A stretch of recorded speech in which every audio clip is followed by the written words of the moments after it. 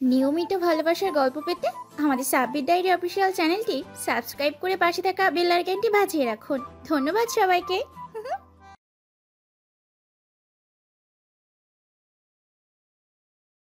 এই, তুই আমাকে বিয়ে করেছিস কেন?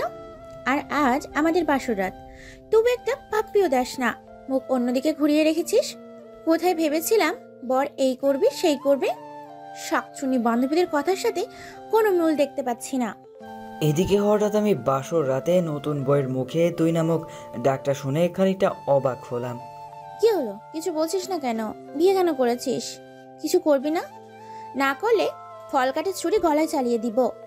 এই এই, তুই ভয় পাচ্ছিস কেন? ছুরি তো চালাবো আমার গলায়, আর ফাঁসি হবে তোর। সরি, তুই করে বলে ফেললাম। আচ্ছা বাদ দেন ওইসব, তাকান আমার দিকে। আমার বুকের ঠিক বাম পাশে একটা তিল আছে। বুকের বাম পাশে তিল থাকলে নাকি বর অনেক রোমান্টিক হয়। পিচ্ছি বউয়ের মুখে এসব কথা শুনে আমি বিষয়ের দৃষ্টিতে তাকিয়ে বলতে লাগলাম, মানে কি বলছেন এসব? এসব কি বলতে হয়? চুপচাপ ঘুমান, নইলে নিচে শুতে হবে। বয়স 15 হবে কিনা সন্দেহ আছে, কথা বলে কি এক একটা। হাই আল্লাহ, কি বলেন আপনি? না আমার স্বামী? ভাবি বলেছে স্বামীর কাছে সব বলতে হয়। আচ্ছা, আরো কোথায় কি আছে বলবো কি? জানেন, আমার না নাভির কাছে। আল্লাহ আমাকে বাঁচাও, মেয়েটা তো দেখছি আমায় পাগল বানিয়ে ছাড়বে। এই পিচ্ছি, চুপ করবে তুমি? শুনেছি বাসর ঘরে নাকি এই হয় সেই হয় স্বামী স্ত্রীর মাঝে। আপনি তো দেখছি কিছুই করছেন না, একটা কিস তো করতে পারেন। ছাই রোমান্টিক আপনি। আচ্ছা, জড়িয়ে নিতে তো পারেন, তা না করে মাঝখানে কোলবালিশ দিয়ে রাখছেন। কার কাছে শুনেছ? কেন? ভাবির কাছে। আর কি শুনেছ? ভাবি বলেছে স্বামী যেমন যেমন করতে বলবো তেমনই করতে। ও আচ্ছা, খুব ভালো তোমার ভাবিটা। এখন তুমি ঘুমিয়ে যাও, তোমার ভাবি বলেছে না স্বামী যা বলবে তাই করতে। সো তাড়াতাড়ি ঘুমিয়ে যাও। তাহলে ঘুমাবো? বাসর রাতে নাকি ঘুমায় না? তুমি কি আমাকে ঢপ দিচ্ছ? আচ্ছা, কোলবালিশটা সরাও, মাঝখানে ইন্ডিয়া পাকিস্তান পড়ে রেখেছে। এই পিচ্ছি, চুপ করবে? আমার জীবনটা নরক বানাতে এসেছে, ঘুমাও বলছি। বাসর রাতে কত কি করে শুনেছি স্বামী স্ত্রী, আর আমাকে ঘুমাতে বলছো? আচ্ছা, একটা আইডিয়া শুনবেন আপনি? আবার আইডিয়া? আচ্ছা বলো, কি বলবে? বাসর রাতে কি কি করে আপনি বলেন, আমি সব করব। আইডিয়াটা চমৎকার না? এই কতবার বলবো আমি তোকে স্ত্রী হিসেবে মানি না, তারপরও এত প্যাচ প্যাচ করছিস কেন? আপনি না মানলে কি হবে? আমি আপনাকে মনে প্রাণে স্বামী হিসেবে মানি। বাঙালি মেয়েদের একবারই বিয়ে হয়, যখনই আল্লাহ তাআলা কালাম পড়ে 3বার কবুল বলেছি, তখন থেকে আপনাকে স্বামী হিসেবে গ্রহণ করেছি। শুধু ইহকালে নয়, পরকালেও আপনাকে স্বামী হিসেবে আল্লাহর কাছে চাইবো। আচ্ছা, এখন তুমি ঘুমাবে নাকি নিচে নামিয়ে দিব? যত সব, জীবনটাই শেষ করে দিয়েছে। বিয়ে নিয়ে কত স্বপ্ন ছিল আমার, ছিল বাসর রাত নিয়ে কত পরিকল্পনা, কিন্তু কপালে যে বাচ্চা মেয়েটাকে বিয়ে করতে হবে তা কখনো জানতাম না।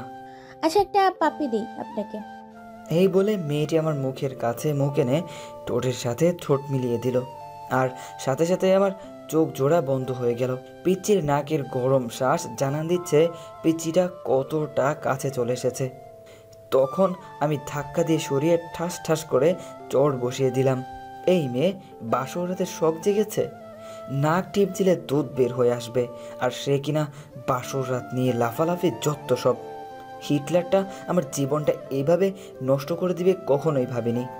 আপনি ভুল বলছেন, নাকি চাপ দিলে দুধ বের হয় না, নাকি টিপ দিলে, থাক বলবো, পচা বের হয়? দুধ তো বের হয়। আল্লাহ, কই রাখছো আমায়? এই ডেভিল মেয়ে, চুপ করবি? পিচ্চি হয়ে এত কথা বলতে হয় না। সত্যি বললে ডেভিল হয়ে যাই। আর আমি পিচ্ছি না, আমার বয়স 18 বছর 3 মাস 17 দিন। নাক টানতে টানতে বলল মেয়েটা। তারপর আমি মনে মনে ভাবছি মেয়েটাকে মারা ঠিক হয়নি, কিন্তু কি করব, পিচ্চি মেয়েটার জন্য হিটলারটা আমার ভবিষ্যৎটাই নষ্ট করে দিল। আচ্ছা, আপনি ঘুমান। আর হাতে ব্যথা পেয়েছেন কি? কথাটা শুনে নিজের অজান্তেই খারাপ লাগলো। পিচ্চিটার দিকে তাকাতেই মনে হচ্ছে একটা পূর্ণিমার চাঁদ। এত সুন্দর কোনো মেয়ে হতে পারে? মুখ দিয়ে রংধনুর আভা বের হচ্ছে। এই কি, পিচ্চিটার ঠোঁট কেটে রক্ত বের হচ্ছে। থাপ্পড়টা জোরেই লেগেছে। আচ্ছা, তোমার নাম কি? আমাকে বিয়ে করার সময় নাম শুনেননি? তোমাকে বিয়ে করার কোনো ইচ্ছাই ছিল না আমার। হিটলারটার জন্য বিয়ে করেছি। এখন নাম কি বলবে? এখন বলে লাভ নেই, বিয়ে করে ফেলেছেন। শুনেন, আমার নাম কারিমা জাহান মীরা। আচ্ছা মীরা, সরি। তোমার লাগেনি তো? এই যে নাও, টিস্যু দিয়ে রক্তটা মুছে নাও। আপনি না বলেছেন আপনি আমাকে স্ত্রী হিসেবে মানেন না? না মানলে আমার জন্য কষ্ট পেতেন না। ওই চুপ করবি? তোকে স্ত্রী হিসেবে কোনো দিন মানি না, আর মানবও না। কাউকে টিস্যু দেওয়ার মানে তাকে বউ হিসেবে মেনে নেওয়া না। এই বলে বালিশটা নিয়ে চলে গেলাম সোফাতে। আর একটু থাকলে আমি পাগল হয়ে যাব। কই যাচ্ছেন আপনি? জাহান্নামে যাচ্ছি। চুপচাপ এখানে শুয়ে থাকবি, নইলে তোকে ফ্লোরে শুয়ে থাকতে দিব। আচ্ছা ঠিক আছে। তারপর বাতিটা অফ করে শুয়ে শুয়ে ভাবছি, হিটলার আমার জীবনটাকে এভাবে নষ্ট করে দিবে। তোবা শুনলে বাসায় এসে আমাকে খুন করবে, নইলে সে নিজে গাড়ির নিচে পড়ে মরবে। বারবার তোবার কথা মনে পড়ছে। দুজন দুজনকে নিয়ে কত স্বপ্ন দেখেছি, আর মাঝখানে হিটলারটা পিচ্চি মেয়েটাকে বিয়ে করিয়ে দিল। ও আচ্ছা, আপনাদের তো পরিচয়টাই দেওয়া হয়নি।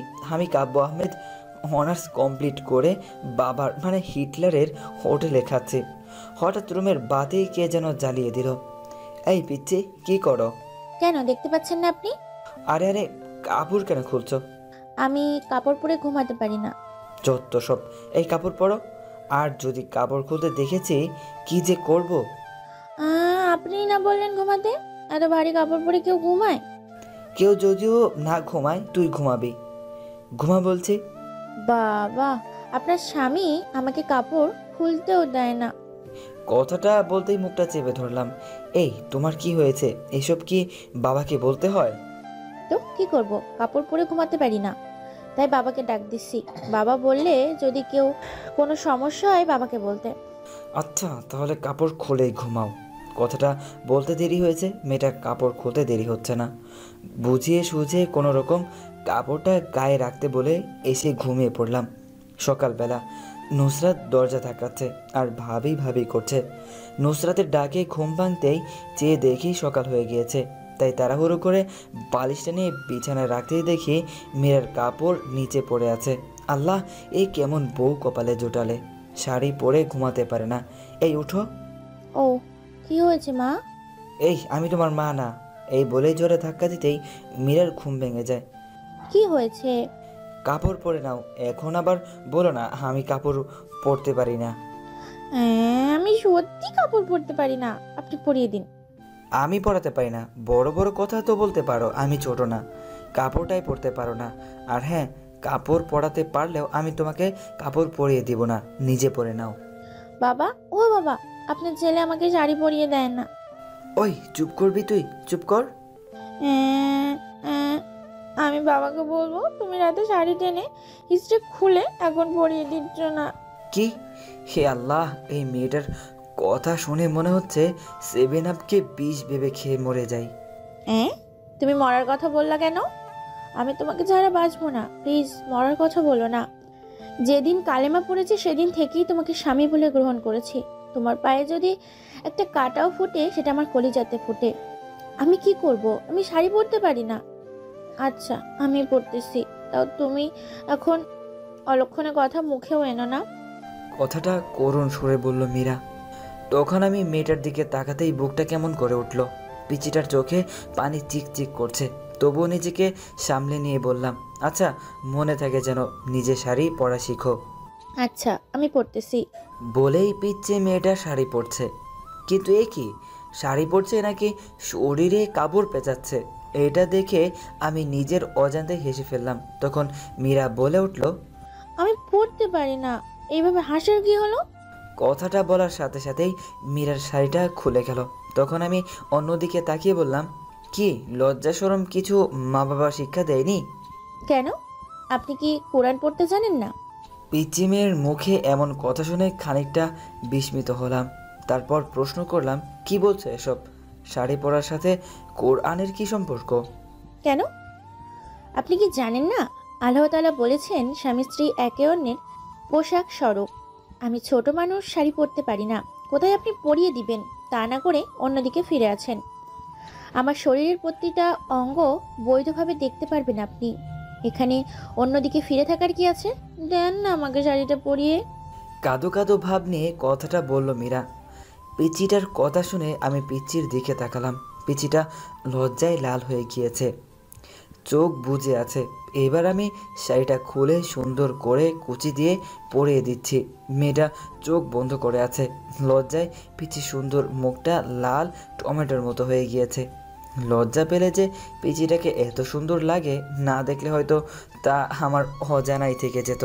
তারপর ফ্লোরে পড়ে থাকা শাড়িটা হাতে সম্পূর্ণ কুচি দেওয়ার পর নাভির কাছে গুজে দেওয়ার সময় কেমন যেন কেঁপে উঠল। পিচির নিঃশ্বাস ভারী হয়ে আসছে, ঠোঁট দুটি কাঁপছে। এদিকে আমি আর নিজেকে কন্ট্রোল করতে পারছি না।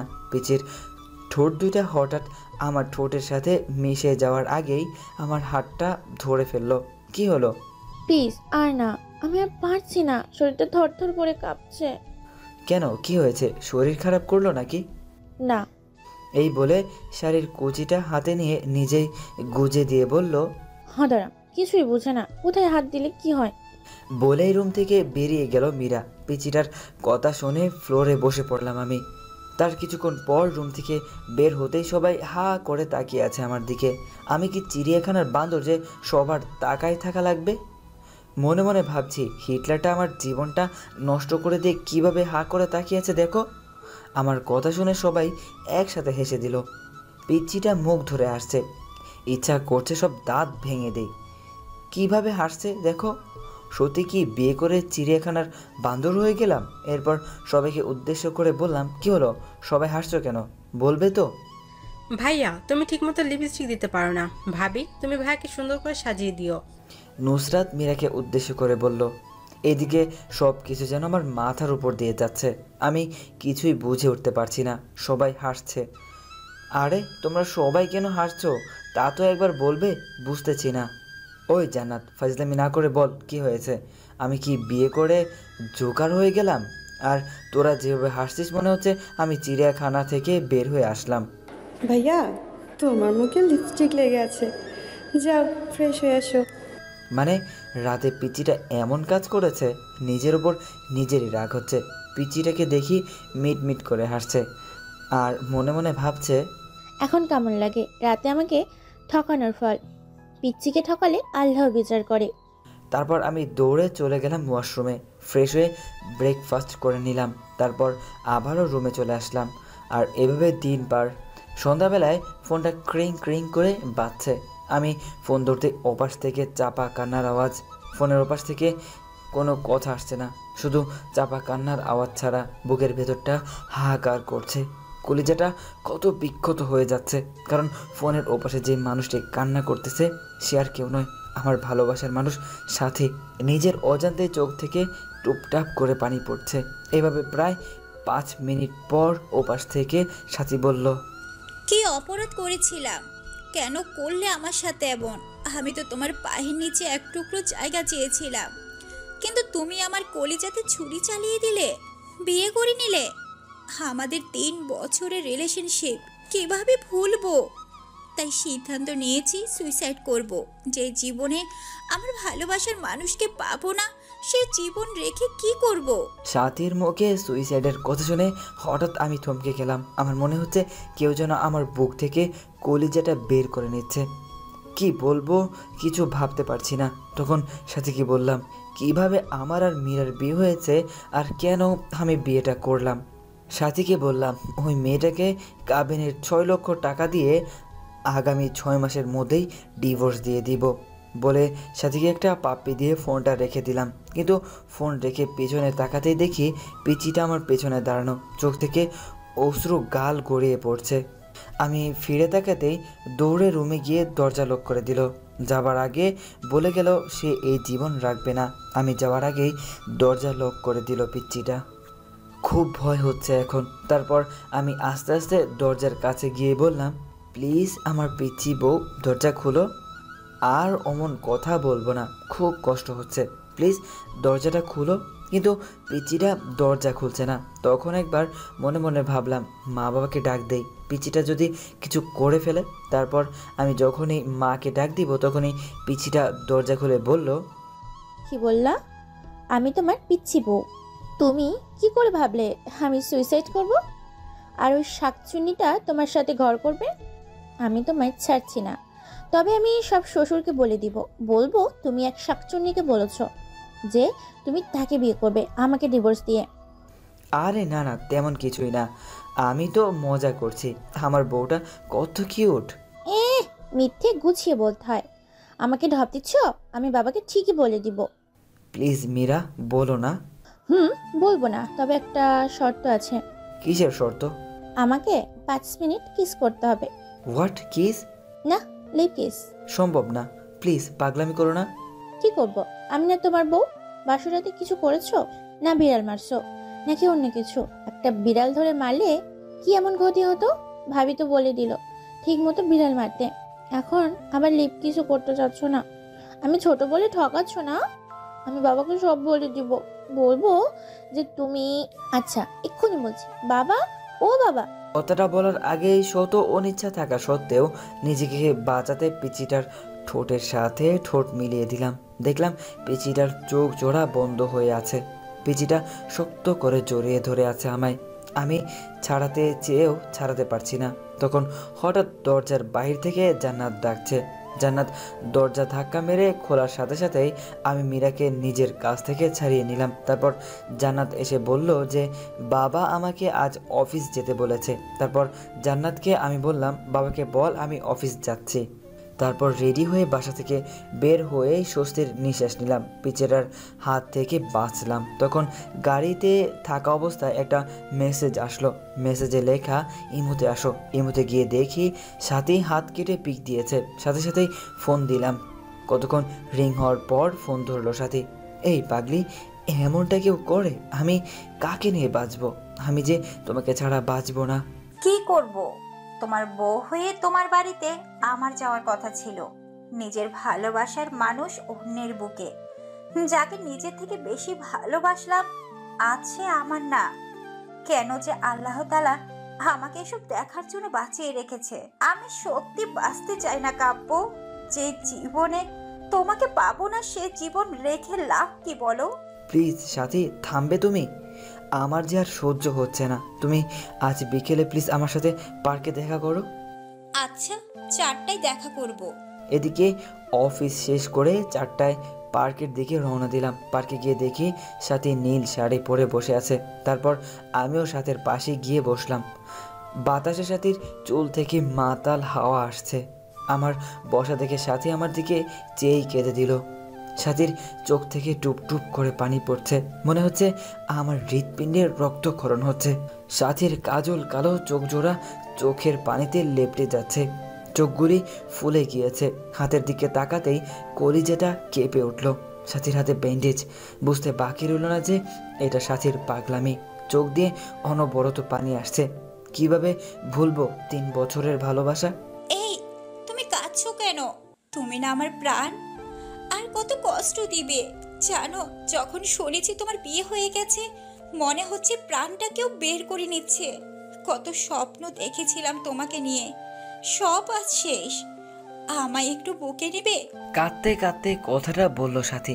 সাথীর বলতে দেরি হয়েছে, পাগলিটাকে শক্ত করে জড়িয়ে নিতে দেরি হয়নি। বুকটা কেমন যেন ভিজা ভিজা লাগছে। পাগলিটার চোখের পানিতে গায়ের শার্টটা ভিজে যাচ্ছে। পাগলিটা এমনভাবে জড়িয়ে ধরে আছে, মনে হচ্ছে ছোট্ট বাচ্চা ভয় পেলে যেভাবে আঁকড়ে ধরে থাকে সেভাবে জড়িয়ে ধরে আছে আমায়। এভাবে কিছুক্ষণ জড়িয়ে ধরে থাকার পর বললাম, কি হলো? আর কতক্ষণ জড়িয়ে ধরে থাকবে আমায়? সবাই ফেল ফেল করে তাকিয়ে আছে আমাদের দিকে। কি করব? তোমার বুকটাতে যে আমার ঠাঁই। জানো কাব্য, প্রতি রাতে স্বপ্ন দেখতাম তোমায় নিয়ে, কতটা ভালোবাসতাম তোমায়। কিন্তু আজ তুমি অনেক কাছে থেকেও অনেক দূরে। কাব্য, আমার কপালে একটা চুমু দিবে? খুব কাছে পেতে ইচ্ছে করছে তোমায়, দাও না প্লিজ। তারপর আমি পাগলিটাকে আবারও বুকে টেনে নিয়ে কপালে আলতো করে ভালোবাসার স্পর্শ রেখে দিলাম। আচ্ছা কাব্য, তুমি না বলেছো ওই মেয়েকে ডিভোর্স দিবে? হ্যাঁ। তাহলে আমার মাথা ছুঁয়ে কসম করো ওকে ডিভোর্স দিবে। যদি ডিভোর্স না দাও তাহলে আমার মরা মুখ দেখবে। হঠাৎ সাথীর কথাটা যেন আমার কলিজাতে গিয়ে বিঁধল। নিজের অজান্তেই সাথীর মাথায় হাত রেখে ওয়াদা করলাম মীরাকে ডিভোর্স দিব। কথাটা বলার সময় পিচ্চির মুখটা বারবার চোখের সামনে ভেসে উঠছিল। ওদিকে সাথীকে ওর বাসায় পৌঁছে দিয়ে ফোনটা বের করে দেখি 73টা মিস কল। ফোন সাইলেন্ট ছিল তাই বুঝতে পারিনি। তারপর সন্ধ্যায় বাসায় এসে দেখি মীরা কোথাও নেই। তখন মা বলল ফ্রেশ হয়ে আসতে। তখন আমি ফ্রেশ হওয়ার জন্য যখনই বাথরুমে দরজা ধাক্কা দিয়েছি তখনই এক চিৎকার। ও মা গো, ভূত! মীরার চিৎকারে আমি মীরার দিকে তাকাতেই দেখি পিচিটা শাওয়ার নিচ্ছে, শরীরে কাপড় নেই। এক দৌড়ে বাথরুম থেকে বের হয়ে সোজা রুমে গিয়ে বসে আছে। কিছুক্ষণ পর দেখি পিচিটা ভেজা চুলে আয়নার সামনে গিয়ে বসলো। শাড়িটা কোনো রকম শরীরে পেঁচিয়েছে। আমার শরীরটা রাগে ফাটছে। বাথরুমের ঘটনার কথা মনে করে গিয়ে জিজ্ঞাসা করলাম, ওই পিচ্চি মেয়ে, বাথরুমে শাওয়ার নিলে দরজা লক করে নিতে হয় না? নিতে হয় তো। আমি তো জান্নাতকে বলেই দিয়েছি আমি দরজা বন্ধ করে শাওয়ার নিতে পারি না, ভয় হয় আমার। আর ওকে পাহারা দিতে বলেছি যেন কেউ না আসে। তখন আমি মনে মনে বলছি, এই জন্যই তো ডেভিল বোনটা ওয়াশরুমে যেতে দেখে মুচকি মুচকি হাসলো।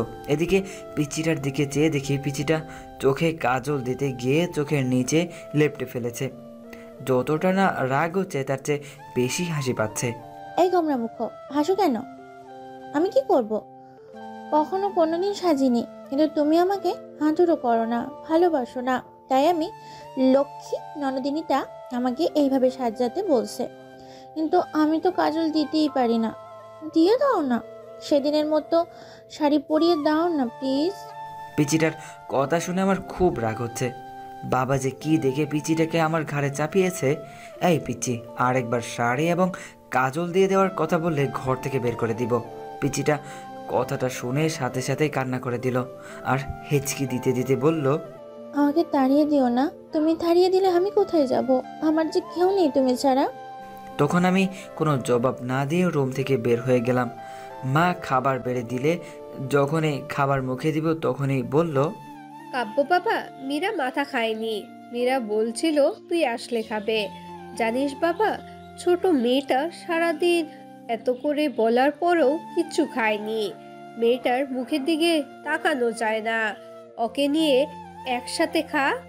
মার কথা শুনে নিজের অজান্তেই মনটা খারাপ হয়ে গেল পিচিমের পাগলামি দেখে। আচ্ছা মা, তুমি বসো, আমি মীরাকে নিয়ে আসছি। এই বলে রুমে গিয়ে দেখি পিচিটা ড্রেসিং টেবিলের সামনে বসে এখনও কান্না করছে। এই মীরা, তুমি খাওনি কেন? স্বামীকে ছাড়া কোনো স্ত্রী খায়? আচ্ছা চলো একসাথে খাবো। আর হ্যাঁ, আজকের পর খাওয়ার সময় হলে খেয়ে নিবে, আমার জন্য অপেক্ষা করতে হবে না। না, আমি খাবো না। তুমি একটা পচা, আমাকে আদর করো না। খেতে পারি, তার আগে আমার চোখে কাজল দিয়ে দিবে, কালকের মতো শাড়ি পরিয়ে দিবে। জানো, তোমার স্পর্শ আমার অঙ্গ জুড়ে থাকে। তুমি বুঝো না তোমার স্পর্শে আমি কতটা শিহরিত। তারপর নিজের অনিচ্ছা সত্ত্বেও পিচিটার চোখে কাজল এবং শাড়ি পরিয়ে দিলাম। রাতে একসাথে খেয়ে একটা বালিশ আর চাদর নিয়ে আমি ফ্লোরে শুয়ে পড়লাম পিচিটাকে খাটে শুতে দিয়ে। এদিকে পিচিটা খাটে শুয়ে থাকার জন্য বললেও থমক দিতে আর কিছু বলেনি। এদিকে রাতে ঘুমিয়ে গিয়েছি, হঠাৎ বুকটা ভারী ভারী লাগছে। চোখ খুলতেই ভূত দেখার মতো ভয় পেলাম, কারণ মীরা আমার বুকে শুয়ে আছে। চাঁদের আলো জানালার কাঁচ ভেদ করে পিচিটার মুখে এসে পড়ছে। এত মায়াবী লাগে কেন মেয়েটাকে চাঁদের আলোয়? না দেখলে হয়তো আমার অজানাই থেকে যেত। তখন হঠাৎ সাথীর কথা মনে হতেই পিচিটাকে বুক থেকে সরিয়ে দেওয়ার জন্য ধাক্কা দিতেই আরও শক্ত করে জড়িয়ে ধরলো। এই কি করছো, উঠো বলছি। কিন্তু মীরা ঘুমের মাঝেও চোখ খুলতে খুলতে বলল, আমি আমার স্বামীকে জড়িয়ে ধরে আছি, এতে খারাপের কি? আমার অধিকার আমি আদায় করে নিব। তখন আমি মীরাকে বুক থেকে ছাড়িয়ে কোষ একটা থাপ্পড় দিয়ে বলতে লাগলাম, তোকে বলেছি না আমাকে স্বামী না ভাবতে? কেন জড়িয়ে ধরে থাকিস? আমি বলেছি না তোকে ডিভোর্স দিয়ে দিব? কথাটা বলতেই খাটে চলে গেল মীরা। আমি আবার গভীর ঘুমে হারিয়ে গেলাম। এদিকে ঘড়ির কাঁটা একটা বাজতেই মীরা ঘুম থেকে উঠে সুন্দরভাবে উজু করে 2 রাকাত নামাজ শেষ করে মোনাজাত ধরে বলতে লাগলো, হে পরদিগর আমার আল্লাহ, তুমি তো সর্বশক্তিমান, তোমার হুকুম ছাড়া গাছের একটা পাতাও নড়ে না। তুমি ছাড়া তো আমার কষ্ট বোঝার মতো কেউ নেই। এই মধ্যরাতে পৃথিবীর সবাই যখন গভীর ঘুমে, তখন তোমার অভাগী বান্দিটা তোমার দরবারে 2 হাত তুলে ধরেছে। তুমি কি দেখো না আল্লাহ, আমি আমার স্বামীকে কতটা ভালোবাসি। আমার বুক থেকে আমার স্বামীকে তুমি কেড়ে নিও না। তোমার পবিত্র পালামা পড়ে বিবাহ নামক পবিত্র বন্ধনে আবদ্ধ হয়েছি, এ বন্ধন ছিন্ন করো না। বাঁচবো না আল্লাহ। ও আল্লাহ, আমার স্বামীর পায়ের নিচে জায়গাটুকু আমাকে ভিক্ষে দাও। কথাটা বলে ফুপিয়ে ফুপিয়ে কাঁদতে লাগলো মীরা। পরের দিন সকালে মায়ের ডাকে ঘুম ভাঙলো। বাবা আজকে অফিসে যেতে না বলে মীরাকে কলেজে ভর্তি করে দিতে বলল। আমি বাবার কথায় না করতে পারি না, তাই অনিচ্ছা থাকা সত্ত্বেও ডিস্টার্বকে নিয়ে বাইকে করে রওনা দিলাম। তারপর কলেজের গেটে বাইক দাঁড় করানোর সাথে সাথে যা দেখলাম তা দেখার জন্য আমি একেবারেই প্রস্তুত ছিলাম না। কিন্তু এখন আমি কি করব ভেবে পাচ্ছি না কিছু। সাথী কেমন করে যেন তাকিয়ে আছে আমার দিকে, মনে হচ্ছে এখনই বৃষ্টি নামবে। তারপরেও আমি সাথীকে না দেখার ভান করে মীরাকে নিয়ে কলেজের ভেতরে ঢুকে পড়লাম এবং মীরাকে কলেজে ভর্তি করে দিয়ে যখনই কলেজের গেট পার হয়েছি তখনই দেখি কলেজের পাশে রেল লাইনে একটা মেয়ে দাঁড়িয়ে আছে। আর মিনিট 10 পর ট্রেন আসবে। বুঝতে পারছি না কি করব। বাইক নিয়ে একটু কাছে যেতেই বুকটা কেঁপে উঠল, কারণ এ আর কেউ না, সাথী রেল লাইনের মাঝখানে দাঁড়িয়ে আছে। ট্রেন আসার শব্দ হচ্ছে। মিনিট 5 মাঝেই ট্রেন আসবে। এদিকে আমি সাথীকে ডাকছি, সাথী চোখ বন্ধ করে আছে। আমার বাইক রেল লাইনের সাইডে পথের সাথে ধাক্কা লেগে হঠাৎ নিয়ন্ত্রণ হারিয়ে পড়ে যায় আর বাইক পড়ে আমার গায়ের উপর। আমি খুব করে চেষ্টা করছি আমার উপর থেকে বাইক সরাতে, কিন্তু পারছি না। এদিকে দেখা যাচ্ছে ট্রেন প্রায় কাছে চলে এসেছে। বুকের হার্টবিট বেড়েই যাচ্ছে। সাথীকে গলা চেঁচিয়ে ডাকছি, তারপরেও সাথী শুনছে না। না, এই দৃশ্য আমি সহ্য করতে পারবো না। মনে মনে আল্লাহ তাআলার কাছে সাহায্য চাচ্ছি। চোখ দিয়ে নীরবে অশ্রু ঝরছে, হাঁটু কেটে রক্ত বের হচ্ছে, বুকটা ফেটে যাচ্ছে। পাগলের মতো আল্লাহকে ডাকছি আর বাইক সরাতে চেষ্টা করছি। মনে মনে বলছি, হে আল্লাহ, আমাকে শক্তি দাও বাইক সরানোর। আমার হৃদয়টা রেল লাইনের মাঝে। হে পরম করুণাময়, রহম করো তোমার বান্দাকে। বলেই বাইক সরানোর জন্য চেষ্টা করছি। তারপর আল্লাহর নাম নিয়ে বাইক জোরে একটা ধাক্কা দিতেই বাইক সরে যায় আমার উপর থেকে। এদিকে ট্রেন প্রায় সাথীর কাছে এসে পড়েছে। তখন আমি দৌড়ে গিয়ে সাথীকে রাস্তা থেকে সরিয়ে তাড়াতাড়ি করে বুকে জড়িয়ে নিলাম। সাথী কাঁদছে, এদিকে এখনও আমার হাঁটু থেকে রক্ত ঝরছে। সাথী কান্না করে করে আমার শার্ট ভিজিয়ে দিচ্ছে। তারপর সাথীকে বুক থেকে ছাড়িয়ে কষে একটা থাপ্পড় দিয়ে বললাম, এই পাগলি, কেন মন পাগলামো করছো? জানো না তোমাকে ছাড়া আমি নিজেকে ভাবতে পারি না। কেন মরতে যাচ্ছি রে? আমি তো সে কবেই মারা গিয়েছি তখন যখন শুনেছি আমার ভালোবাসার মানুষ অন্য মেয়েকে বিয়ে করেছে। আমার চোখ দিয়ে আষাঢ়ের শ্রাবণ ঝর্ণাধারা নেমেছিল। বিরহের অনলে প্রতিনিয়ত পড়েছি আমি। আমার দেহটা ছাড়া আত্মাটা সে কবেই মরে গেছে। জানো, আজ যখন তোমার বাইকের পেছনে ওই মেয়েটাকে দেখলাম, কলিজাটা ফেটে যাচ্ছিল। আমার মনে হচ্ছে দম বন্ধ হয়ে মারা যাব। কাব্য, আমি তোমার পাশে অন্য কাউকে সহ্য করতে পারি না। কি করব? তোমাকে অন্য একজন জড়িয়ে ধরে থাকবে আর আমি এটা কিভাবে দেখব? তাই ট্রেনের নিচে পড়ে তুমিহীনা এই জীবন নিঃশেষ করতে চেয়েছিলাম। কেন বাঁচালে আমাকে? আমি যে তিলে তিলে শেষ হয়ে যাচ্ছি। বলতে পারো কেন এতটা ভালোবাসার পরও তুমি আমার নও?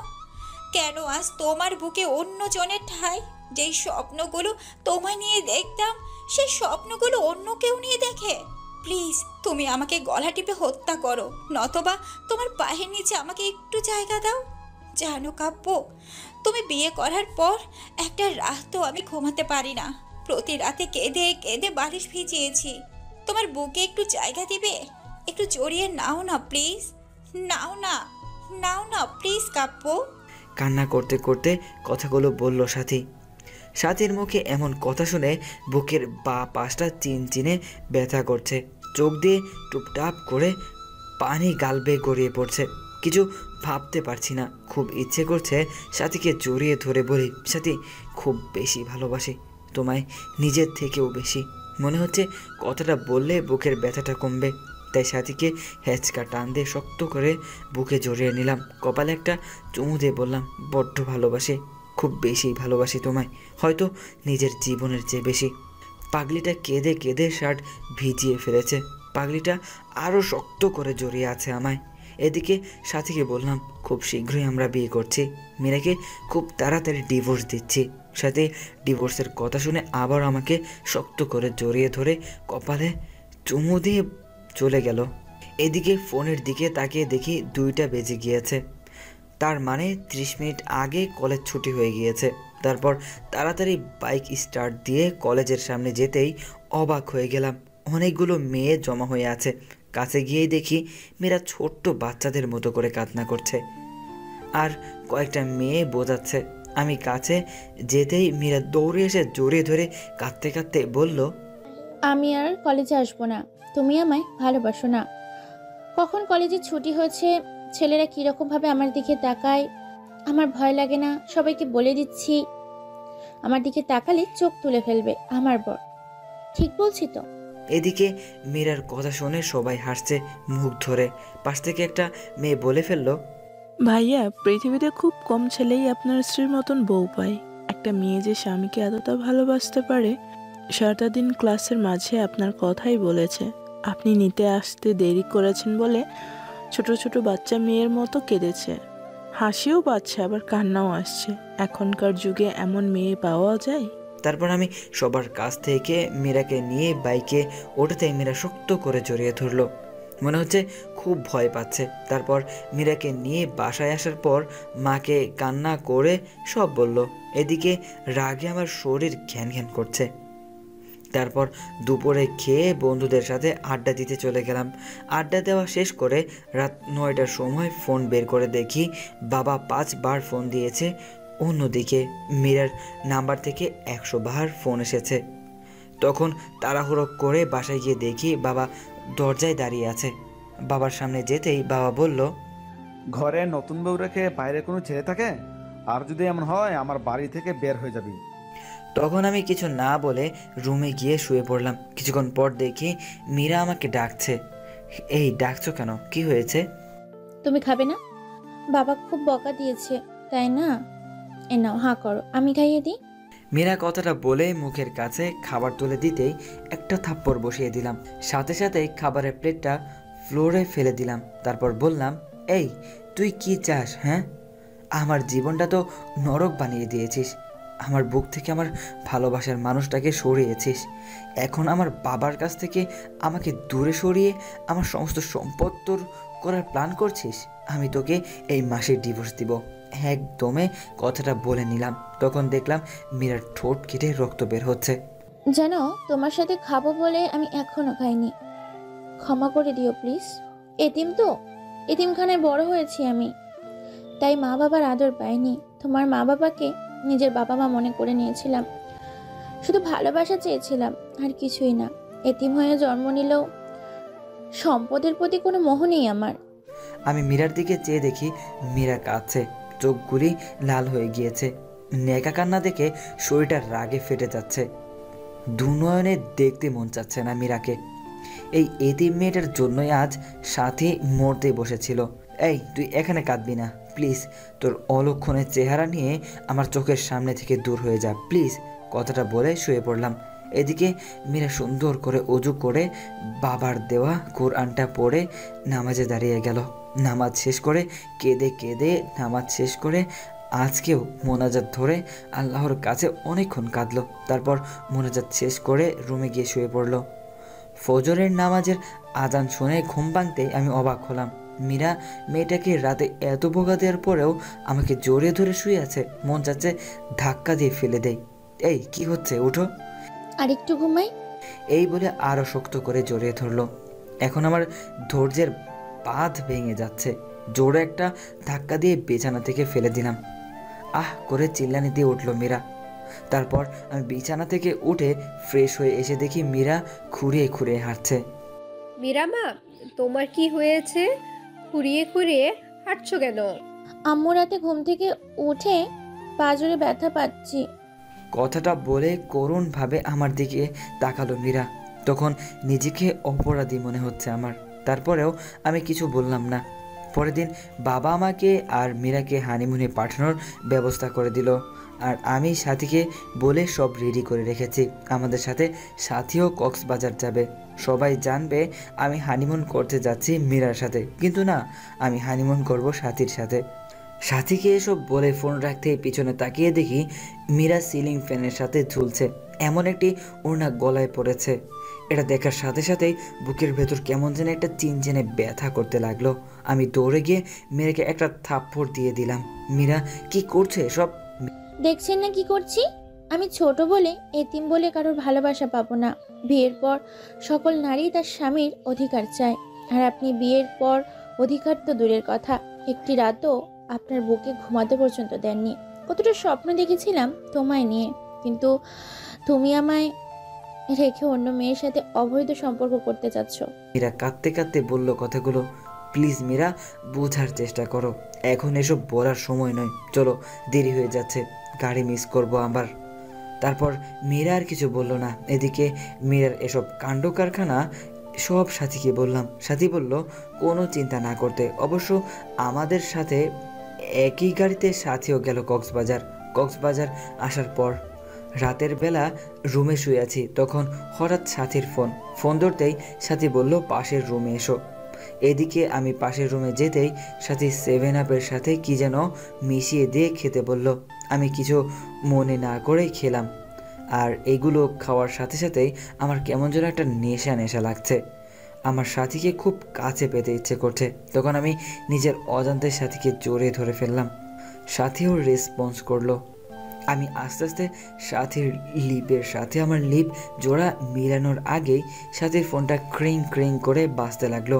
ফোনটা ধরে সাথী উঠে ওয়াশরুমে চলে গেল।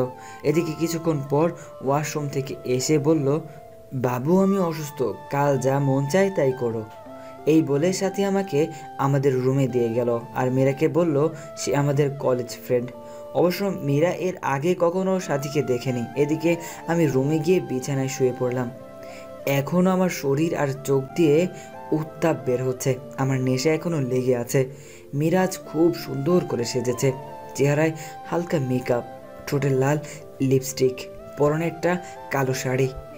মনে মনে ভাবলাম সকল কবি সাহিত্যিকদের গল্পের নায়িকারা সুন্দরী হয়, আর তারা সব সময় লাল না হলে নীল শাড়ি পরিহিত থাকে, যা দেখে নায়ক প্রেমে পড়ে যায়। কিন্তু সাহিত্যিকগণ কি কখনো দেখেছেন একজন সুন্দরের রমণী কালো শাড়ি পরলে তাকে কীরকম দেখায়? আজকে অপরূপটাই লাগছে মীরাকে, চোখে কাজল দেওয়াতে আরও মায়াবী লাগছে। তারপর মীরা এসে খাটে বসতেই আমি মীরাকে একটা হেঁচকার টান দিয়ে বুকে জড়িয়ে নিলাম। আমার এমন ব্যবহারে মীরায় কিছুটা বিব্রত হলো। তারপর বলল, আপনাকে একটা কথা বলবো? বলো, কি বলবে? আপনার কাছে একটা জিনিস চাইবো, দিবেন তো আমাকে? আচ্ছা বলো, দেওয়ার মতো হলে দিব। টাকা লাগবে কি? না, আমার টাকা চাই না, আমার তো তোমাকে চাই। কি বললে? না কিছু না। শোনো, তুমি কি আমাকে একটা কিউট মেয়ের মা বানাবে, যার নাম হবে তোমার পছন্দের নামানুসারে রাইসা? লজ্জা ভরা মুখে কথাটা বলে মাথা নিচু করে ফেলল মীরা। ইস, বাবুর মা হবার কথা বলে কিরকম লজ্জা পেয়েছে। লজ্জা পাবোই তো। তারপর আমি মীরার কানের কাছে মুখটা নিয়ে বললাম, তাহলে কাছে এসো, তোমাকে রাইসার মা বানাচ্ছি। দুষ্টুমির ছলে কথাটা বললাম। মীরা তখন ছোট বাচ্চার মতো আমার বুকে মুখ লোকালো। আমি মীরার কপালে হালতো একটা চুমু দিয়ে আরও শক্ত করে জড়িয়ে ধরলাম। পিচিটা তার ঠোঁট জোড়া আমার ঠোঁটের সাথে মিলিয়ে দিল। এরপর স্বামী স্ত্রী নারী পুরুষের সবচেয়ে ঘনিষ্ঠ কিছু মুহূর্ত পার করলাম। তারপর মীরাকে বুকে জড়িয়ে শুয়ে পড়লাম। সকালে ঘুম থেকে উঠে দেখি মীরার কাপড় চোপড়ের কিছু ঠিক নেই। আমার শরীরে বিভিন্ন জায়গায় লিপস্টিকের দাগ। পিচিটা এখন আমাকে শক্ত করে জড়িয়ে ধরে আছে। তখন আমার রাতের কথা মনে হতেই লাফ দিয়ে উঠলাম। এ কি করলাম আমি? আমি তো মীরাকে ডিভোর্স দিব, তবে কেনই বা তার সতীত্ব হরণ করলাম? মাথা কাজ করছে না আমার। মীরাকে আজ খুশি খুশি লাগছে। বিয়ের পর কখনোই এতটা খুশি দেখিনি ওকে। আমি সকাল সকাল ফোন দিয়ে সাথীকে সব কিছু বললাম। সাথী আমার কথা শুনে তেলে বেগুনে ফুলে উঠল। সাথীকে বললাম, সব কিছু তোমার জন্য হয়েছে। তুমি যদি গত রাতে সেই মেডিসিনটা না খাওয়াতে তাহলে এমনটি হতো না। আচ্ছা বাদ দাও, কোনো চিন্তা করো না। কাল তোমাকে একটা পিল দিব, সেটা খাইয়ে দিও, তাহলে আর কোনো চিন্তা করতে হবে না। সাথীর কথা শুনে আমি বেশ অবাক হলাম, কিন্তু আমি সাথীকে ভালোবাসি, কথাও দিয়েছি সাথীকে বিয়ে করব। তাই আর কোনো কিছু চিন্তা না করে রাজি হয়ে গেলাম। পরের দিন রাতে একটা পিল নিয়ে মীরাকে বললাম, মীরা এটা খেয়ে নাও তো পিলটা। কিসের পিল এটা? আমি তো সুস্থ, আপনি কিসের পিল খেতে বলছেন আমাকে? মীরা, তোমাকে মিথ্যা বলে লাভ নেই, আমাকে ক্ষমা করে দিও। গতকাল রাতে তোমার সাথে যা যা হয়েছে তা নিছক একটি দুর্ঘটনা মাত্র। হ্যাঁ, আমি জানি গতকাল তুমি যা হারিয়েছো তা পৃথিবীর বিনিময়েও ফিরিয়ে দিতে পারবো না। আমি ডিভোর্স পেপার রেডি করে রেখেছি, তাই আমি চাই না আমার সন্তান তুমি গর্ভে ধারণ করো। চিন্তা করো না, ডিভোর্সের সাথে তোমাকে কাবিনের 20 লাখ টাকার একটা চেক দিয়ে দিচ্ছি, সময় করে ব্যাংক থেকে তুলে নিবে। আমার কথাটা শোনার সাথে সাথেই মীরা আমার দুপা চাপটে ধরে বলতে লাগলো, প্লিজ আপনি আমার গর্ভের সন্তান নষ্ট করতে বলবেন না। আপনার মন চাই আপনি আরও একটা বিয়ে করেন, আমি কখনো কোনো দিন আপনার কাছে স্বামীর অধিকার চাইবো না। আর আপনার বাড়িতে তো 2টা কাজের মেয়ে রয়েছে, আমাকে নিয়ে না হয় 3টা হবে। প্লিজ আমার সন্তানকে নষ্ট করে দিতে বলবেন না প্লিজ। আমি সারা জীবন আপনাদের বাসায় কাজের মেয়ে হয়ে থাকবো, কোনো পারিশ্রমিক দিতে হবে না আমাকে, শুধু আমাকে ডিভোর্স দিয়েন না। আমার সন্তানটা যেন বলতে পারে আপনি তার বাবা। আমি চাই না আমার মতো আমার অনাগত সন্তানটা বৃত্তিহীন পরিচয়ে বড় হয়। প্লিজ একটা এতিমকে এইভাবে ফিরিয়ে দিবেন না। আপনার পায়ের নিচে একটু জায়গা দেন, নয়তো গলা টিপে মেরে ফেলুন। এই মীরা, কী করছো? পা ছাড়ো। দুঃখিত মীরা, আমি পারবো না। আমার জীবনে সাথী ছাড়া আর কেউ নেই। এখন পিলটা খেয়ে নিবে, আর যদি না খাও তাহলে মনে করব তুমি আমার বুকে পা রেখে তুমি গর্ভধারণ করবে। এখন তোমার ইচ্ছা। প্লিজ এমন কসম দিও না, আমার কাছে যে তোমার স্থান সবার ওপরে, পারবো না আমি তোমার বুকে পা রেখে এই সন্তানকে নিজের মাঝে বড় করতে। ক্ষমা করে দিও মীরা, এছাড়া আমার কোনো উপায় ছিল না। এই নাও পিল, আর এই নাও পানি, খেয়ে নিও। আচ্ছা দাও। এই বলে জন্ম নিয়ন্ত্রণ পিলটা হাতে নিয়ে নিল মীরা। চোখ থেকে টপ টপ করে পানি পড়ছে মীরার। করুণ দৃষ্টিতে তাকিয়ে আছে আমার দিকে, মনে মনে ভাবছে হয়তো আমি বলবো পিল খেতে হবে না মীরা, কিন্তু না, আমি কোনো কথা বললাম না। কিন্তু আমার দিকে তাকিয়ে থেকে বিষ যেমন করে মানুষ মুখে নেয় তেমনি করে মুখে নিয়ে নিল পিলটা। গ্লাস থেকে একটু পানিও মুখে দিল। নিজের অজান্তেই মনে হচ্ছে খুব বড় কোনো পাপ করে ফেললাম আমি। এদিকে বাবা ফোন করলো যে বাবা অসুস্থ, তাই বাড়ি ফিরে যেতে হবে। মনে মনে স্থির করে নিলাম বাড়িতে ফিরেই ডিভোর্স পেপারের জন্য আবেদন করব। তারপর মীরাকে নিয়ে বাসায় ফিরলাম। এদিকে সাথী বলল যে মীরাকে আমাদের দুজনের মাঝ থেকে যত তাড়াতাড়ি সম্ভব সরিয়ে ফেলবে। আমি অনেক বোঝানোর পরও সাথী বলল, সেদিন কক্সবাজারে মেয়েটা যা বলেছে সব শুনেছি আমি। আর সবচেয়ে বড় কথা হলো মেয়েটাকে তোমার বাবা অনেক স্নেহ করে। আমি তোমাদের বাড়ির রহিমের কাছে খবর পেয়েছি যে তোমার বাবা নাকি তোমার সম্পত্তি মীরার নামে লিখে দিবে। তাই আমাদের ভবিষ্যতের জন্য মীরাকে আমাদের পথ থেকে সরিয়ে দিবে। আমি তোমাকে না বলে প্রফেশনাল কিলারের সাথে কন্ট্রাক্ট করেছি। না সাথী, এ হতে পারে না। আমাদের ভালোবাসার জন্য একটা নিষ্পাপ জীবনকে হত্যা করব? বাবু দেখো, আমিও চাই না, কিন্তু আমার মনে হয় না তোমার বাবা কখনো মীরা বেঁচে থাকতে আমাকে মেনে নেবে। আর তোমাকে না পেলে আমি বাঁচবো না, সত্যি মরে যাব। তুমি আমার নিঃশ্বাস, তুমি আমার বিশ্বাস, আমার প্রাণ। জানো, তুমি মীরাকে বিয়ে করার পর আমি একটি রাতও শান্তিতে ঘুমাতে পারিনি। এতটা ভালোবাসার পরেও কেন আল্লাহ তোমার আর আমার মাঝে এত বড় দেওয়াল তুলে দিল? প্লিজ তুমি আমাকে খুন করে ফেলো, নয়তো আমাকে তোমার বুকে টেনে নাও। তোমার বুকেই যে আমার শেষ ঠিকানা, তোমার বুকেই আমি শেষ নিঃশ্বাস ত্যাগ করতে চাই। কথাগুলো কান্না করতে করতে সাথী বলল, প্লিজ কান্না করো না, আমি সব সইতে পারি, কিন্তু তোমার কান্না সহ্য করতে পারি না। তোমাকে যে বড্ড বেশি ভালোবাসি, কিন্তু আমাদের ভালোবাসার জন্য একটা নিষ্পাপ জীবনকে কিভাবে সরিয়ে ফেলি? আল্লাহ কি ক্ষমা করবে আমাদেরকে? জানি এটা অন্যায়, কিন্তু এছাড়া আমাদের আর কোনো উপায় নেই। কথাটা বলেই আমার হাতটা নিয়ে সাথীর গলা চেপে ধরে মেরে ফেলতে বলল।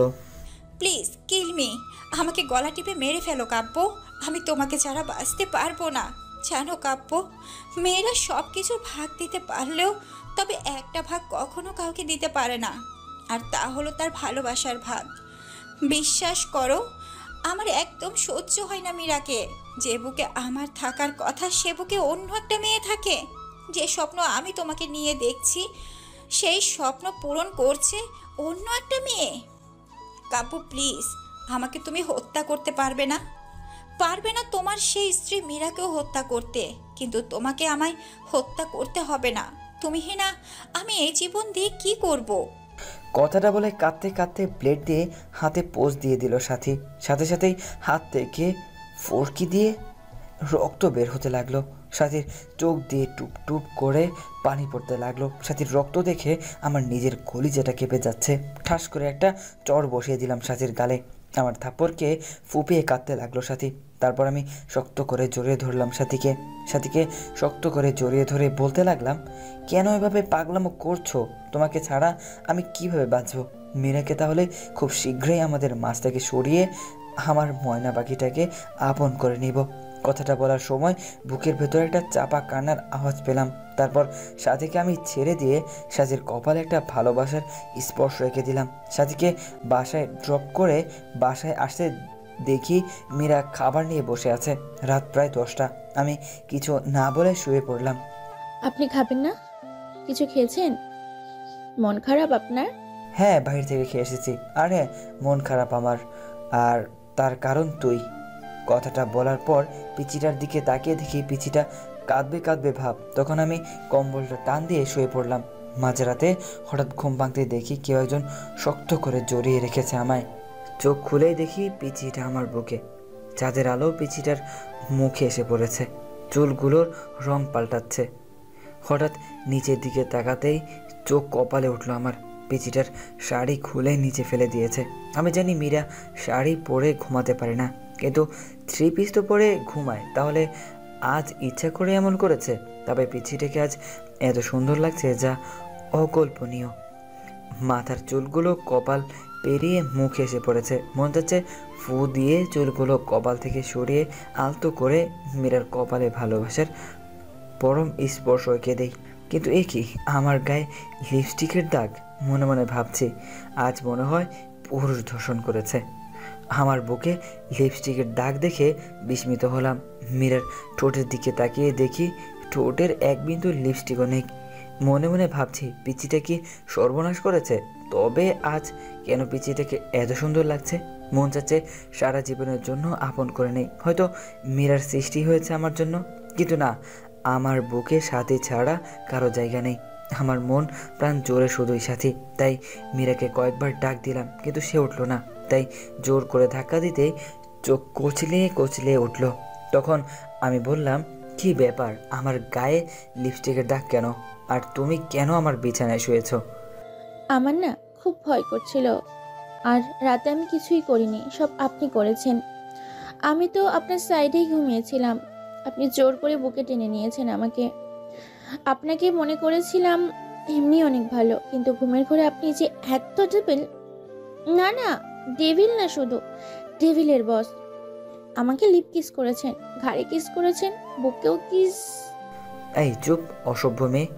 আর কিছুক্ষণ পর বলবে আমার নাভিতে। আরও কত জায়গায় করেছে, বলতে হবে না। আপনি ঘুমাননি তাহলে? সব জেগে থেকে ইচ্ছে করে করেছেন? এই পিচি, চুপ করবে? মিথ্যা বলতে লজ্জা করে না? তোমার শাড়ি কে খুলেছে? শাড়ি কেন খাটের নিচে ফেলে রেখেছো? শাড়ি পরতে পারো না, বিয়ে বসেছো কেন? হ্যাঁ, আমি না হয় শাড়ি পরতে পারি না, নিজে তো লুঙ্গিটা পরতেও পারো না, আবার অন্যকে শাড়ি পরার কথা বলো? পিচিটার কথা শুনে নিজের দিকে তাকাতেই চোখ বন্ধ করে ফেললাম। চাদরটা গায়ে জড়িয়ে কষে একটা থাপ্পড় দিয়ে দিলাম মীরাকে। থাপ্পড়টা খেয়ে মাটিতে পড়ে গেল মীরা। আমার রাগ চরমে উঠে গিয়েছে। রাগের মাথায় বলতে লাগলাম, এই তুই মরতে পারিস না? আমার জীবনটাকে তো নষ্ট করে দিয়েছিস। তোকে জন্ম দিয়েই তোর মা বাবাকে খেয়েছিস, এখন আমাকেও খাবি নাকি? আর তোকে না বলেছি আমি তোকে ডিভোর্স দিয়ে দিব? তারপরেও কেন আমার বিছানায় আসিস? আরেকদিন যদি আমার বিছানায় আসিস তাহলে প্রয়োজনে তোকে খুন করে তারপর জেলে যাব। দুঃখিত, আপনাকে আমি কষ্ট দিয়েছি তাই না? আপনার কোথাও লাগেনি তো? আপনার হাতে কি ব্যথা পেয়েছেন? জানেন আল্লাহ কেন যে আমাকে বাঁচিয়ে রেখেছে? ছোটবেলায় অনাথ আশ্রমে বড় হয়েছি, দেখিনি মায়ের মুখ কখনো। মা ডাকটাও কখনো ডাকতে পারিনি বাবার কাছে আবদারের সুরে কিছু চাইতে। কখনো বাবার কাঁধে চড়ে ঘুরতে পারিনি, পারবই বা কি করে? বাবা তো কখনো দেখিনি। আর এখন আসছি আপনাকে জ্বালাতে। জানেন আত্মহত্যা মহাপাপ, সেজন্যই হয়তো বেঁচে আছি। তা না হলে কখনোই আপনার পথের কাটা হতাম না। আপনার বাড়ি দাসী করে রেখে দিন, পারিশ্রমিক হিসেবে সকাল বিকাল রাতে এইভাবেই থাপ্পড় দিন, তবুও তো দাসী হয়ে আপনার হাতের স্পর্শটা পাবো। আর বিছানায় আসি, কি করব, ভয় পাই তো, তাই আপনার বুকটা নিরাপদ মনে করে শুয়েছিলাম। ক্ষমা করে দিন এই এতিমটাকে। নিচের দিকে তাকিয়ে কথাগুলো বলছিল মীরা, আর চোখ দিয়ে অনবরত জল গড়িয়ে পড়ছে। পিচিটার কথা শুনে নিজের কাছেই খুব খারাপ লাগছে। এভাবে মারাটা ঠিক হয়নি। সবচেয়ে খারাপ লাগছে যখন দেখলাম পিচিটার ঠোঁট কেটে রক্ত পড়ছে। পরের দিন মা বাবা জান্নাতকে নিয়ে নানি বাড়ি চলে গেল। সাথীকে ফোন দিলে সাথী বাড়িতে চলে আসে। এদিকে সাথী আজ পিঙ্ক কালারের একটা শাড়ি পরেছে, হালকা লিপস্টিকের সাথে চুলগুলো ছেড়ে দিয়েছে। সাথী আসলেই সাথীকে নিয়ে বেডরুমে ঢুকে পড়ি। মীরা অবাক নয়নে তাকিয়ে আছে, চোখটা ছলছল করছে। মনে হচ্ছে কখন জানি বৃষ্টি নামবে। কি হলো, দরজায় দাঁড়িয়ে আছো কেন? আজ তুমি জান্নাতের রুমে থাকবে, আজ রাতে আমাদের এই রুমে আসবে না বিরক্ত করতে। আর হ্যাঁ, আমাদের দুজনের জন্য খাবার দিয়ে যেও। আমার কথার উত্তরে মীরা আমার মুখের দিকে তাকিয়ে মাথা নাড়িয়ে হ্যাঁসূচক জবাব দিল। তারপর মীরা চলে গেল। সাথী এসে আমাকে জড়িয়ে ধরে বলতে লাগলো, কবে যে পাবো তোমায় সারা জীবনের জন্য? কবে তোমার বুকে মাথা রেখে ঘুমাবো? এদিকে হঠাৎ করেই আমার হাতটা সাথীর স্পর্শকাতর জায়গায় চলে গেল। সাথীর নিঃশ্বাস ভারী হয়ে আসছে, ঠোঁট জোড়া আকর্ষণ করছে মিশে যাওয়ার। আমার ঠোঁট যখন সাথীর ঠোঁট জোড়াকে আবদ্ধ করে ফেলবে, ঠিক তখনই মীরা খাবার নিয়ে রুমে ঢুকে পড়ে, কোনো প্রকার নক না করে। সাথে সাথে আমি সাথীকে ছেড়ে দেই। তারপর মীরার দিকে তাকিয়ে বুঝতে পারলাম মীরা কাঁদছে। মীরা হয়তো কখনো ভাবিনি আমি এতটা নিচে নেমে যাব, কিন্তু মীরা জানতো না আমার কলিজার টুকরা হচ্ছে সাথী। সাথী আমার জীবন মরণ, আমার ভালোবাসা সব সাথীর জন্য। তারপর মীরা খাবার রেখে চলে গেল। মীরার চোখ দিয়ে পানি পড়ছে, এটা স্পষ্ট দেখা গেল। তারপর সাথী আর আমি খাওয়া দাওয়া করে সাথীর সাথে গল্প করতে করতে কখন যে আমি আর সাথী ঘুমিয়ে গেলাম ঠিক খেয়াল নেই। অবশ্য রাত্রে আমি সাথীর সাথে ফিজিক্যালি রিলেশন করতে চাইলেও সাথী বিয়ের পরের কথা বলে। তারপর আমরা দুজন মিলে সিদ্ধান্ত নিয়েছি 1 সপ্তাহ পর বিয়ে করব, তাই আর জোর করেনি। এদিকে মাঝরাতে কারো চাপা কান্নার আওয়াজে ঘুম ভেঙে যায়।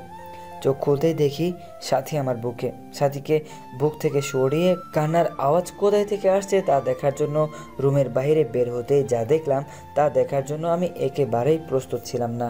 আমি রুম থেকে বের হতেই দেখলাম পাশের রুমে মীরা জায়নামাজে বসে আছে। মীরাকে দেখে মনে হচ্ছে মোনাজাত ধরে আছে। মাঝে মাঝে ফুপিয়ে ফুপিয়ে কান্নার আওয়াজ আসছে রুম থেকে। আমি আর একটু কাছে যেতে শুনলাম মীরা মোনাজাতে বলছে, হে আল্লাহ, আমার পরম করুণাময় আল্লাহ, তোমার দরবারে 2 হাত তুলে ধরেছি। আল্লাহ, শুনেছি মাঝরাতে নাকি তুমি প্রথম আসমানে এসে বান্দাদের ফরিয়াদ শোনো। আচ্ছা আল্লাহ, আমি এতিম বলে কি আমার ফরিয়াদ শুনবে না? জানো আল্লাহ, দুনিয়াতে মানুষ কষ্ট পেলে তার মা বাবাকে বলে। তুমি তো আমার বাবা মাকে উঠিয়ে নিয়েছো। তুমি ছাড়া যে আসমানের উপরে জমিনের নিচে আমার আর কেউ নেই। এ আল্লাহ, শুনতে পাচ্ছ কি আমার কথা? দুনিয়াতে সন্তান কান্না করে দিলে মা দৌড়ে আসে, সন্তানকে কোলে তুলে নিয়ে গালে মুখে চুমু দিয়ে বলে, কি হয়েছে আমার লক্ষ্মী সোনা, কাঁদে না। হে আল্লাহ, তুমি তো দুনিয়ার মায়েদের চেয়ে লাখো কোটি গুণ তোমার বান্দাদের বেশি ভালোবাসো। তুমি তো সব দেখো। হে মাবুদ, আমার স্বামী আজ অন্যের বুকে শুয়ে আছে, আমার কলিজা ফেটে যাচ্ছে। আল্লাহ, আমার মা বাবাকে তুমি আমার কাছে নিয়ে এলে, আমায় কেন রেখেছ? আমাকে কষ্ট দিতে তোমার যদি এতই ভালো লাগে তাহলে দাও আরো কষ্ট।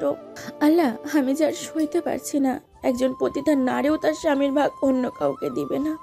আর আমি এতটাই অবাগী হয়ে জন্ম নেওয়ার পর না পেলাম বাবা মার ভালোবাসা, না পেলাম স্বামীর ভালোবাসা। আজ আমার স্বামী আমাকে বের করে দিয়ে অন্য মেয়ের সাথে রাত্রি যাপন করছে। হ্যাঁ আল্লাহ, আর কত কাঁদবো? কত কাঁদলে তোমার রহমতের সাগরের টান লাগবে? আর কত অশ্রু বিসর্জন দিলে তোমার আয়াত কুশি কেঁপে উঠবে? কত কাঁদলে তোমার রহমান আর রহিম নামের দয়ার সাগরের টান লাগবে? তুমি না বলেছো এতিমদের অভিভাবক তুমি? তুমি না বলেছো যার কেউ নেই তার তুমি আছো? আল্লাহ, এতিম মানুষের চোখের পানি তোমার দেখতে কি খুব বেশি ভালো লাগে? আর যে আমি পারছি না। হে রহিম রহমান, আমার আল্লাহ, আমার স্বামী আমার করে দাও। আমার স্বামীকে তোমার জান্নাতে নিয়ে একসাথে থাকতে চাই। ও আমার আল্লাহ, তোমার এতিম গুনাহগার বন্দি কাঁধে তুমি দেখো না গো আল্লাহ।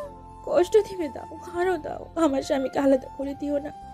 আমার বেঁচে থাকার অবলম্বন ঘিরে নিও না। হে আল্লাহ, আমার স্বামী আমাকে এত মারে, এত কষ্ট দেয়। তুমি তো দেখেছো, আমাকে 3 বার থাপ্পড় দিয়েছে, 3 বারই আমার ঠোঁট কেটে রক্ত বাইর হয়ে গেছে।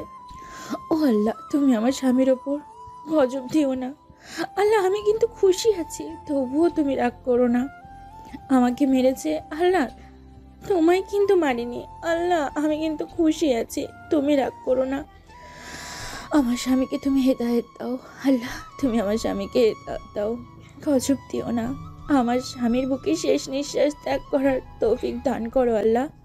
তোমার এতিম গুনাহগার বন্দি এই ফারিয়াদ রেখে তোমার দরবার থেকে হাত নামাচ্ছে আল্লাহ, আমিন। এদিকে দরজার ওপাশ থেকে মীরার মোনাজাত শুনে নিজের অজান্তে চোখের পানি এসে গেল। পিছন দিকে তাকিয়ে দেখি সাথী দাঁড়িয়ে আছে। কাব্য, তুমি এখানে? আর আমি তোমাকে সারা বাড়ি খুঁজতেছি। এই, তুমি কাঁদছো কেন? কথাটা বলে সাথীও কান্না করে দিয়ে বলল, কাব্য, কখনো আমায় ছেড়ে যাবে না তো? আমি ভয়ানক একটা স্বপ্ন দেখলাম তোমায় নিয়ে। তুমি যদি কখনো আমাকে ছেড়ে চলে যাও, তাহলে ফল কাটা ছুরি নিয়ে বলছি, এটা আমি আমার গলায় চালিয়ে দেব। তুমি আমাকে ছেড়ে যাওয়ার আগে আমাকে খুন করে আমার লাশের উপর দিয়ে যাবে। এদিকে সাথী আমাকে জড়িয়ে ধরে কাঁদতে লাগলো। আমি শত অনিচ্ছা সত্ত্বেও সাথীকে বাহুডোরে আবদ্ধ করে নিলাম। সাথী কান্না করতে করতে শার্ট ভিজিয়ে ফেলেছে। তারপর সাথীকে ছাড়িয়ে বললাম, ভয় পেও না, তোমাকে ছেড়ে কোথাও যাব না। তাহলে আমার মাথা ছুঁয়ে প্রমিস করো আমাকে ছেড়ে যাবে না। সাথীর কথাটা শুনে আমার হাতটা কাঁপছে। আমার চোখ বরাবর পিচিটার মায়াবী চেহারা ভেসে উঠছে। চোখ দিয়ে নিজের অজান্তেই পানি আসতে লাগলো। কি করব কিছুই বুঝতে পারছি না। জীবনটা এমন কেন? জীবনে কখনো 1000 বছর বেঁচে থাকার ইচ্ছা জাগে, আবার কখনো এক মুহূর্তের জন্যও নয়। ওই কাব্য, তুমি আমার মাথা ছুঁয়ে প্রমিস করবে না? কখনো আমায় ছেড়ে যাবে না।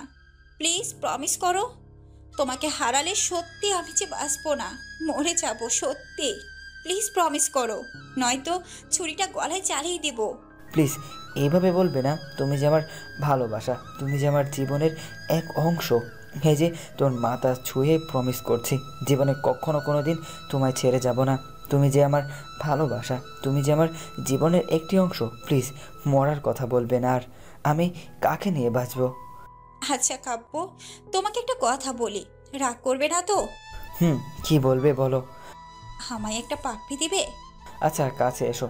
কাছে আসার কথা শুনে সাথী এতটা কাছে এসে পড়লো যে সাথীর নিঃশ্বাস আমার মুখে পড়ছে। আমার ইচ্ছা করছে না, তবুও নিজের অজান্তে সাথীর কপালে একটা ভালোবাসার স্পর্শ রেখে দিলাম। এদিকে সাথী আমাকে ধাক্কা দিয়ে বিছানায় ফেলে দিল। তারপর আর কিছু মনে নেই, তবে কে যেন দরজাটা চাপিয়ে দিল। হঠাৎ বিছানাটা কাঁপছে। চোখ খুলতে দেখি ফোন এসেছে। ফোনের স্ক্রিনের দিকে তাকাতেই দেখি হিটলার টারের ফোন। আমি ভয়ে ভয়ে ফোন তুলতে ওপাশ থেকে বলতে লাগলো, কখন থেকে ফোন দিচ্ছি, ফোন ধরার কোনো নামই নেই। কয়টা বাজে, এখনো ঘুমাচ্ছিস? তাড়াতাড়ি এসে গেট খুলে দিয়ে যা। হে আল্লাহ, কাম সারছে। সাথী এখনও আমার বুকে শুয়ে আছে। এত সকালে বাসায় সাথীকে দেখলে আমাকে কুরবানি করবে। মাথায় কাজ করছে না। এই সাথী আর কত ঘুমাবে? এবার উঠো। বাবু, আর একটু ঘুমাই। উঠবা তুমি? তাড়াতাড়ি উঠো। তারপর সাথী চোখ কষলিয়ে কষতে উঠে বলল, কি হয়েছে? বাবা এসেছে, বাইরে দাঁড়িয়ে আছে, কুরবানি করবে আজ আমাদের। এখন কি হবে? যা হবার হবে, বুক থেকে সরো, শাড়িটা পরে নাও। তারপর সাথী শাড়িটা ঠিক করে রুমের বাইরে এলো। আমি ভয়ে ভয়ে বাসায় গেট খুলতেই বাবা বলল, গেট খুলতে এত সময় লাগে? আর ওই মেয়ে এখানে কেন? কেন এসেছে এত সকালে? আমি ঠিক কি বলবো ভেবে পাচ্ছি না, খুব ভয় হচ্ছে। পাশ থেকে তখন হঠাৎ মীরা বলতে লাগলো, বাবা, ওর সাথী আমার বান্ধবী এদিক দিয়ে যাচ্ছিল আর আমাকে ফোন দিয়ে আমি আসতে বলি। বাসায় আসার পর দেখি কাব্য আর সাথী পূর্ব পরিচিত। ও আচ্ছা, সাথীমা তুমি কিছু মনে করো না। কাব্যর বাবা এমনই, সব কিছু সন্দেহর চোখে দেখে। আন্টি, আমি কিছু মনে করিনি। আমার আজ তারা আছে। এখন তাহলে উঠি, অন্যদিন আবার আসবো। সাথী কথাটা বলে চলে গেল। সাথী চলে গেল, মীরাকে ছোট্ট করে একটা ধন্যবাদ দিলাম। মীরা করুণ দৃষ্টিতে আমার দিকে তাকালো। এদিকে মীরার কলেজের ক্লাস শুরু হয়েছে। কতদিন কাজে ব্যস্ত এবং নতুন বউ ছিল, তাই যাওয়া হয়নি। তারপর আব্বু মীরাকে কলেজে দিয়ে আসতে বলল। বাবার কথা মতো মীরাকে কলেজে নিয়ে যাবার জন্য বের হলেই সাথীর ফোন দেয়, জিজ্ঞাসা করে, কাব্য বাবু কোথায় তুমি? এই তো, আব্বু মীরাকে কলেজে নিয়ে যেতে বলল, তাই দিয়ে আসতে বের হলাম। আচ্ছা, তোমার যাওয়ার কোনো প্রয়োজন নেই, মীরাকে গাড়ি দিয়ে কলেজে পাঠিয়ে দাও। আমি সাথীর কথা মতো তাই করলাম। তারপর দুপুরে বসে আছি, তখন হঠাৎ মীরার নাম্বার থেকে ফোন আসলো। আমি ফোনটা ধরতেই ওপাশ থেকে অপরিচিত কণ্ঠে কেউ একজন বলল, এক্সকিউজ মি, ফোনটা যার তিনি দুর্ঘটনায় মারা গেছে। লাস্ট ডায়ালে আপনার নাম্বারটা ছিল, এই জন্য আপনাকে কল দিলাম। প্লিজ, মেয়েটি যদি আপনার পরিচিত হয়ে থাকে তাহলে চট্টগ্রাম মেডিকেল কলেজ হাসপাতালে চলে আসুন। কথাটা শুনে কিছুক্ষণের জন্য আমি পাথর হয়ে গিয়েছিলাম। কি থেকে কি হয়ে গেল কিছুই বুঝলাম না। সাথে সাথে হসপিটালে গিয়ে দেখি লাশের মাথাটা কেমন যেন থেতলে গিয়েছে, নাক দিয়ে রক্ত বের হয়ে আছে, মুখটা অনেক মায়াবী লাগছে। আজ কেন জানি আমার বুকটা ফেটে কান্না আসছে। কিন্তু কেন? আজ তো আমার সুখের দিন, আমার পথের কাটা দুনিয়া থেকে বিদায় নিয়েছে। তবে কেন এত কষ্ট হচ্ছে? মনে হচ্ছে প্রাণটা দেহ থেকে বের হয়ে যাচ্ছে। হে আল্লাহ, ভালোবাসা পাওয়ার জন্য নিজের স্ত্রীকে খুন করে ফেললাম। তার কিছুক্ষণ পর বাবা মা আসলো, তারাও কাঁদছে। বাবা সবচেয়ে বেশি কাঁদছে। তারপর মীরাকে হাসপাতাল থেকে বাসায় নিয়ে আসা হলো। আজ মীরার দাফন। আমি মীরার লাশটা কাঁধে নিয়েছি, মনে হচ্ছে কলিজাতে কেউ ছুরি চালিয়ে দিয়েছে। দূরের সাথীকে দাঁড়িয়ে থাকতে দেখলাম, সাথীও আজ কাঁদছে। আকাশ বাতাস আজ কাঁদছে মনে হচ্ছে। তারপর মীরাকে দাফন করে কিছুক্ষণ কবরের পাশে দাঁড়িয়ে থেকে চলে আসলাম। তারপর সাথী আমাকে নির্জনে ডেকে নিয়ে অনেক কান্না করলো, ক্ষমাও চাইলো। সরাসরি আমার পায়ে পড়ে বলতে লাগলো, কাব্য, আমাদের ভালোবাসার জন্য একটা নিষ্পাপ জীবনকে হত্যা করে ফেললাম। আমি সাথীকে সান্ত্বনা দেওয়ার জন্য বললাম, তুমি কিছু অন্যায় করনি, যদিও বা করে থাকো সব তোমার ভালোবাসাকে পাওয়ার জন্য। তারপর সাথী চলে গেল। আমার মনে হচ্ছে মীরার ছায়া মনে হয় প্রতিনিয়ত আমার পাশে ঘুরে, কেমন যেন উদাসীন উদাসীন লাগছে। আজকে ভাবলাম সাথীর কাছে যাই, এইভাবে আর পারছি না। আজ রাতটা সাথীর সাথে থাকবো। সাথীকে ফোন দিয়ে পেলাম না, এজন্য সরাসরি সাথীর বাসায় গেলাম। বাসায় গিয়ে দেখি দরজা খোলা। আমি সরাসরি সাথীর রুমে চলে গেলাম। হঠাৎ সাথীর রুমের কাছে যেতেই দরজার ভেতর থেকে পুরুষ কণ্ঠের আওয়াজ শুনলাম। আমি ভেতরে কি হচ্ছে তা দেখার জন্য জানলার পর্দা সরিয়ে রুমের ভেতরে তাকাতেই চমকে উঠলাম। এটা কি হচ্ছে? সাথী আর তার ভাই পরকীয়ায় ব্যস্ত। তারপর হঠাৎ সাথী আর সাথীর ভাই যা বলল তা শোনার জন্য আমি একেবারেই প্রস্তুত ছিলাম না। তাদের কথোপকথন, বাবু কতদিন ধরে আদর করো না, প্লিজ একটু কাছে এসো। আমার বাবুটা কি হট। সজীব যাকে সাথীর ভাই হিসেবে চিনতাম। ইস, আমার বুঝি লজ্জা করে না? ওমা, তাই বুঝি? কোথায় লজ্জা করে? কথাটা বলে সজীব সাথীকে কিস করতে লাগলো আর বলতে লাগলো, বাসরাতে কে আগে জড়িয়ে ধরেছিল? আর আমরা তো স্বামী স্ত্রী, আর স্বামী স্ত্রীর মাঝে কিসের লজ্জা? পৃথিবীর সবাই জানে আমরা ভাই বোন, তবে আমরা দুজন ছাড়া। কথাটা বলেই সাথীর ঠোঁট জোড়ার সাথে সজীবের ঠোঁট জোড়া আবারও মিলিয়ে দিল। এদিকে এসব দৃশ্য দেখে আমার পায়ের তলার মাটি সরে যাচ্ছে, চোখ দিয়ে অঝরে পানি ঝরছে, যার জন্য আমার নিষ্পাপ বউকে হারালাম। মন চাইছে কালনাগিনীকে খুন করি এখন। মীরার মুখটা এখন বারবার চোখের সামনে ভেসে উঠছে আমার। ওগো শুনছো, আমাদের প্ল্যান সাকসেসফুল হওয়ার পথে। আমাদের পথের কাটা মীরাকে গাড়ি চাপা দিয়ে মেরে ফেলেছি। মেয়েটা কাব্যকে অনেক ভালোবাসতো, কিন্তু আমার অভিনয়ের কাছে সব ভালোবাসা চাপা পড়ে গেছে। আমার বউটা অভিনয় অ্যাওয়ার্ড পাবে। তুমি একদম পারফেক্ট অভিনয় করেছো। আর সবচেয়ে রেলগাড়ির নিচে চাপা পড়ার মারার প্ল্যানের সাথে সাথে অভিনয়টা একদম সুপার হিট হয়েছিল। দেখতে হবে না বউটা কার। এখন শেষ একটা কাজ হচ্ছে আমার জন্য পাগল কাব্যকে বিয়ে করে কৌশলে তার সমস্ত সম্পত্তি লিখে নিয়ে আমার বাবুটাকে নিয়ে আমেরিকায় চলে যাওয়া। আর তা এই মাসেই পূরণ হবে। এদিকে কথাগুলো শুনে আমার বুকটা চিনচিনে ব্যথা করছে। মন চাচ্ছে দুইটাকে খুন করি, এদের জন্য আমার স্ত্রী মীরা আজ পরপারে। কিন্তু না, এদেরকে এভাবে মারলে ফেসে যাব। তাই কৌশলে আমার স্ত্রীর হত্যার প্রতিশোধ নিতে হবে। আজ বাইক চালাচ্ছি আর মীরার কথা ভাবছি। মনে হচ্ছে মীরা আমার পাশে বসে শক্ত করে আমাকে জড়িয়ে ধরে আছে। চোখ দিয়ে নিজের অজান্তায় পানি আসছে। বাড়িতে এসেই বাবাকে জড়িয়ে ধরে ছোট্ট বাচ্চার মতো কান্না করে দিলাম। খুব কষ্ট হচ্ছে আমার। বাবা মাথায় হাত বুলিয়ে দিয়ে বলল, আল্লাহর উপর ভরসা রাখো, তিনি সবকিছু ঠিক করে দিবেন। তারপর রুমে এসে শুয়ে পড়লাম। চোখ বন্ধ করলেই পিচিটাকে দেখতে পাই। খেতে গেলেও মনে হয় কে যেন বলে, তুমি খাবে না? তুমি না খেলে আমিও খাবো না। আমি পারছি না এভাবে আর থাকতে। তারপর হঠাৎ ক্রিং ক্রিং করে ফোনটা বাজছে। ফোনের দিকে চেয়েই দেখি কালনাগিনীটা ফোন করেছে। শত অনিচ্ছা সত্ত্বেও ফোন ধরলাম। ওপাশ থেকে, আমার বাবুটা কেমন আছে? আমার বাবুটাকে বড্ড বেশি মিস করছি। বাবুটা একটু আমার সাথে দেখা করবে কি পার্কে? আমার যে বুকটা চিনচিনে ব্যথা করছে মা এতগুলো। আর অল্পদিন পরেই আমার বাবুটাকে আপন করে পাবো। প্লিজ এসে পড়ো পার্কে। আমি কিছু না বলেই কালনাগিনীটার ফোনটা কেটে পার্কে চলে গেলাম। পার্কে গিয়ে চুপচাপ পাশে দাঁড়িয়ে আছি। কালনাগিনীটা নীল শাড়ি পরেছে, নোংরা শরীরটাকে ঢেকে রেখেছে। নীল পোশাকের আড়ালে যদি কেউ নোংরা মনের কার্যকলাপ দেখতে পারতো, মনে হয় কেউ থুতু পর্যন্ত দিত না এই শরীরে। কি হলো বাবু, তোমার পছন্দের শাড়ি পরেছি, কেমন লাগছে বললে না তো? কি বলবো? আচ্ছা বাদ দাও, আমাদের পথের কাঁটা তো নেই, চলো না বিয়ে করে নেই। তোমাকে ছাড়া রাতগুলো আমার নির্ঘুম কাটে। তুমি যে আমার স্পন্দন, খুব ইচ্ছে তোমাকে আপন করে নেওয়ায় আল্লাহ সেই ইচ্ছে পূরণ করবে না? আমি যে তোমাকে নিজের থেকেও বেশি ভালোবাসি। কথাটা বলার সাথে সাথে ঠাস ঠাস করে চর বসিয়ে দিলাম। আর সহ্য হচ্ছে না। এই, তুই আমাকে ভালোবাসিস? তাহলে সজীব কে? কাব্য, কি বলছো এসব? সজীব তো আমার ভাই। চোখের পানি ফেলে দিয়ে কথাটা বলল সাথী। এমন চেহারা দেখে যে কেউ কালনাগিনীটার মায়ায় পড়ে যাবে, কিন্তু আমি আর পড়ছি না। ছি, তোর লজ্জা করে না নিজের স্বামীকে ভাই বলতে, স্বামীকে ভাই বানাতে? আমি সেদিন তোর বাসায় গিয়ে সব দেখেছি আর শুনেছি। তোদের দুটোকে আমি নিজের হাতে খুন করে আমার ফুলের মতো নিষ্পাপ স্ত্রীর হত্যার প্রতিশোধ নিব। তার আগে দেখো এই ভিডিওটা। তুই যদি সাথীকে বিয়ে না করিস তাহলে বলবো তুই সাথীকে বিয়ের প্রলোভন দেখিয়ে তার সর্বনাশ করেছিস।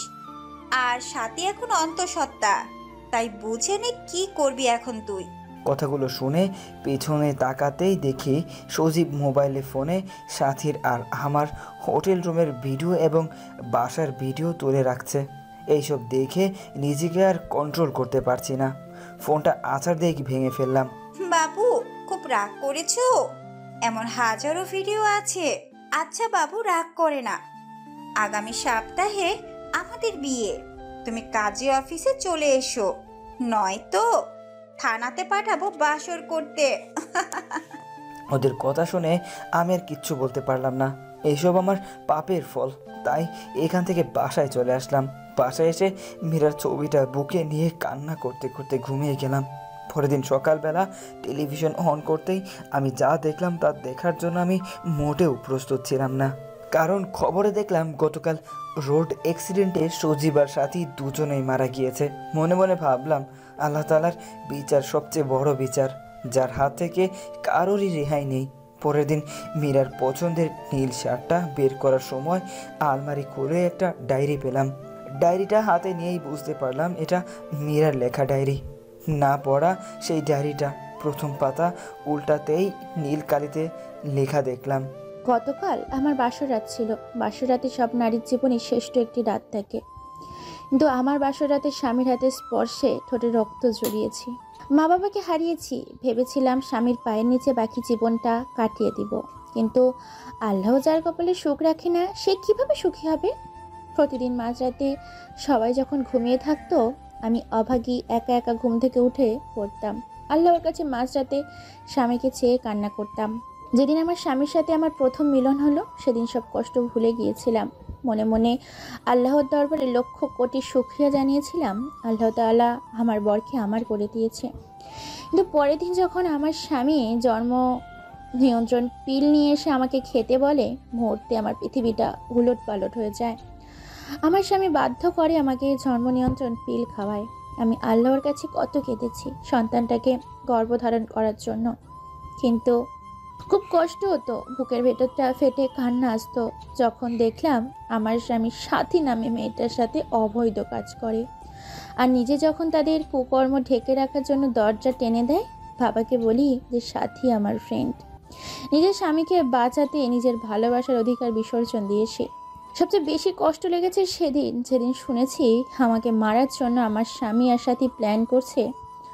সব জেনেও মনকে বলে সান্ত্বনা দিয়েছি যে কাব্য যদি আমার জীবনের বিনিময়ে সুখী হয় তাহলে আমি সার্থক। ডায়েরিটা পড়ে আমি আর নিজেকে ঠিক রাখতে পারলাম না। আমি পেছন দিকে তাকাতেই দেখি মীরা আমার পাশে দাঁড়িয়ে কান্না করছে। এই মীরা, কাঁদছো কেন?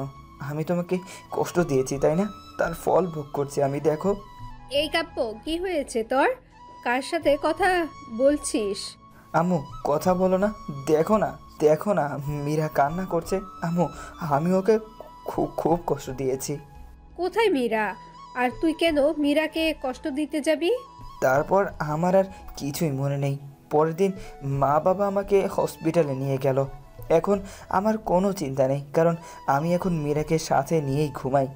শালার ডাক্তার নাকি বলে আমি পাগল হয়ে গিয়েছি। শালার পড়ালেখা করে নিজে পাগল হয়েছে, এখন আমাকে পাগল বলে কত বড় সাহস। আরেকবার যখন পাগল বলছে তখন গলা ধাক্কা দিয়ে ফেলে দিয়েছি। তারপর আমাকে জোর করে একটা রুমে আটকে রেখেছে। এখন রুমে শুধু আমি আর মীরা। তারপর আমি একটা নার্সকে জিজ্ঞাসা করলাম আমি এখন কোথায়। আপনি এখন পাবনায় আছেন আপনার বউ মীরার সাথে। কথাটা বলে একটা কিসে যেন ইঞ্জেকশন আমাকে দিয়ে দিল। তারপর আমি হারিয়ে গেলাম ঘুমের রাজ্যে। সকালবেলা ঘুম থেকে উঠে দেখি মীরা আমার দিকে চেয়ে আছে আর হাসছে, সাথে বাবা মাও আসছে। তারপর আমি বাবাকে বললাম, বাবা, আমার এখানে থাকতে একদমই ভালো লাগে না, আমাকে তোমাদের সাথে নিয়ে চলো, সাথে তোমাদের বৌমাকেও নিয়ে চলো। কিন্তু আম্মু আব্বু কেউ কোনো কথা বলছে না, শুধু কান্না করছে। তাই আমি আবারও প্রশ্ন করলাম, ও বাবা, তোমরা কাঁদছো কেন? আমাকে এখান থেকে নিয়ে যাবে না? জানো বাবা, এখানে কেউ আমার সাথে কথা বলে না, শুধু মীরা ছাড়া। এখানে শুধু মীরা আমার সাথে কথা বলে, আর কেউ না। ও বাবা, আমাকে নিয়ে চলো না, আমি থাকবো না এখানে। কথাগুলো বলেই কাঁদতে লাগলাম, কিন্তু বাবা কিছু না বলে মাকে নিয়ে চলে গেল। তারপর একটা নার্স এসে ইঞ্জেকশন দিয়ে গেল। তারপর আর আবারও সেই ঘুমের রাজ্যে পাড়ি জমালাম। আর কিছুই মনে নেই। আমি সব সময় শুধু মীরার সাথেই কথা বলতাম। 5 বছর পর আজ মা বাবা আমাকে নিতে আসছে। এখন মীরাও আমার সাথে আর কথা বলে না। আমি জানি মীরা মারা গিয়েছে।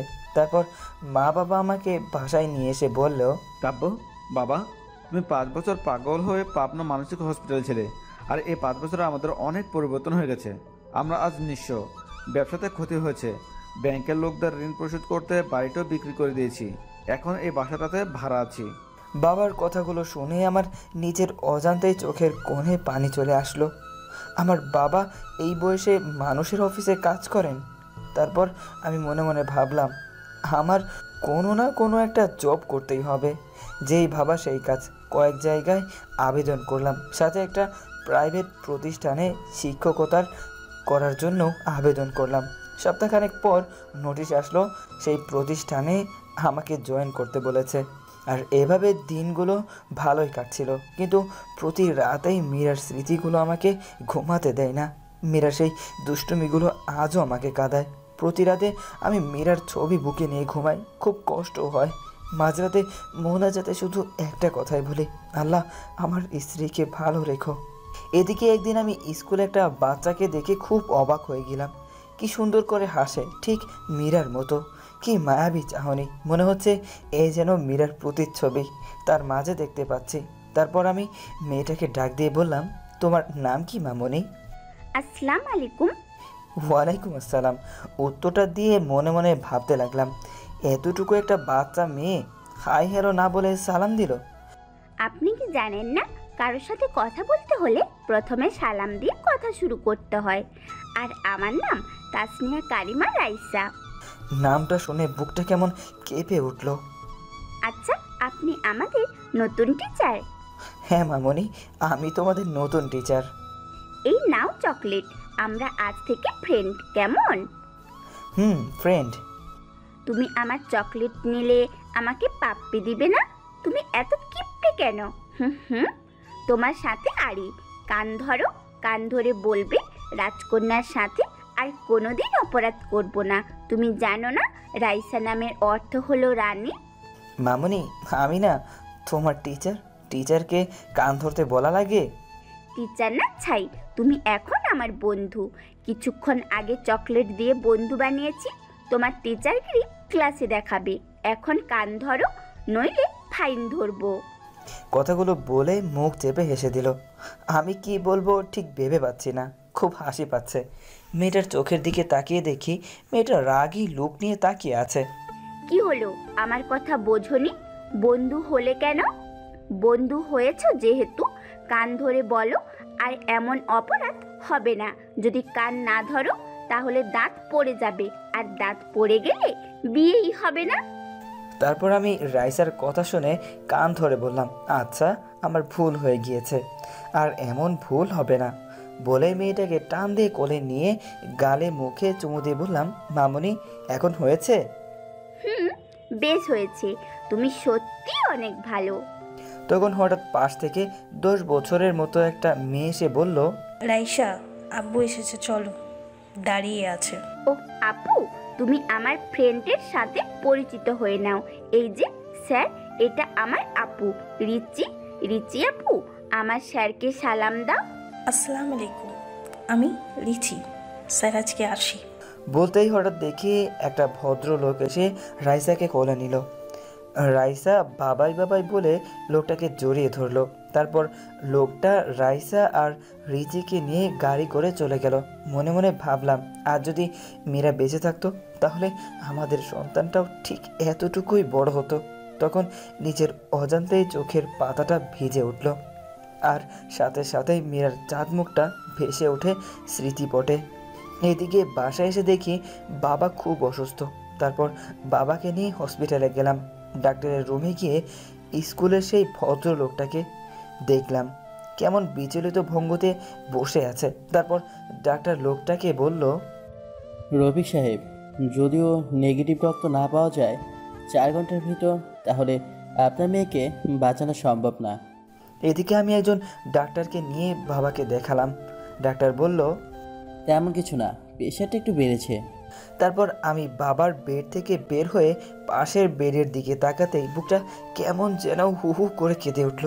কি মায়াবী মুখটা, কেমন যেন অন্ধকারে ঢাকা পড়ে গিয়েছে। মুখে অক্সিজেন মাস্ক লাগানো। মনে হচ্ছে এ যেন আমার নিজের আপন কেউ।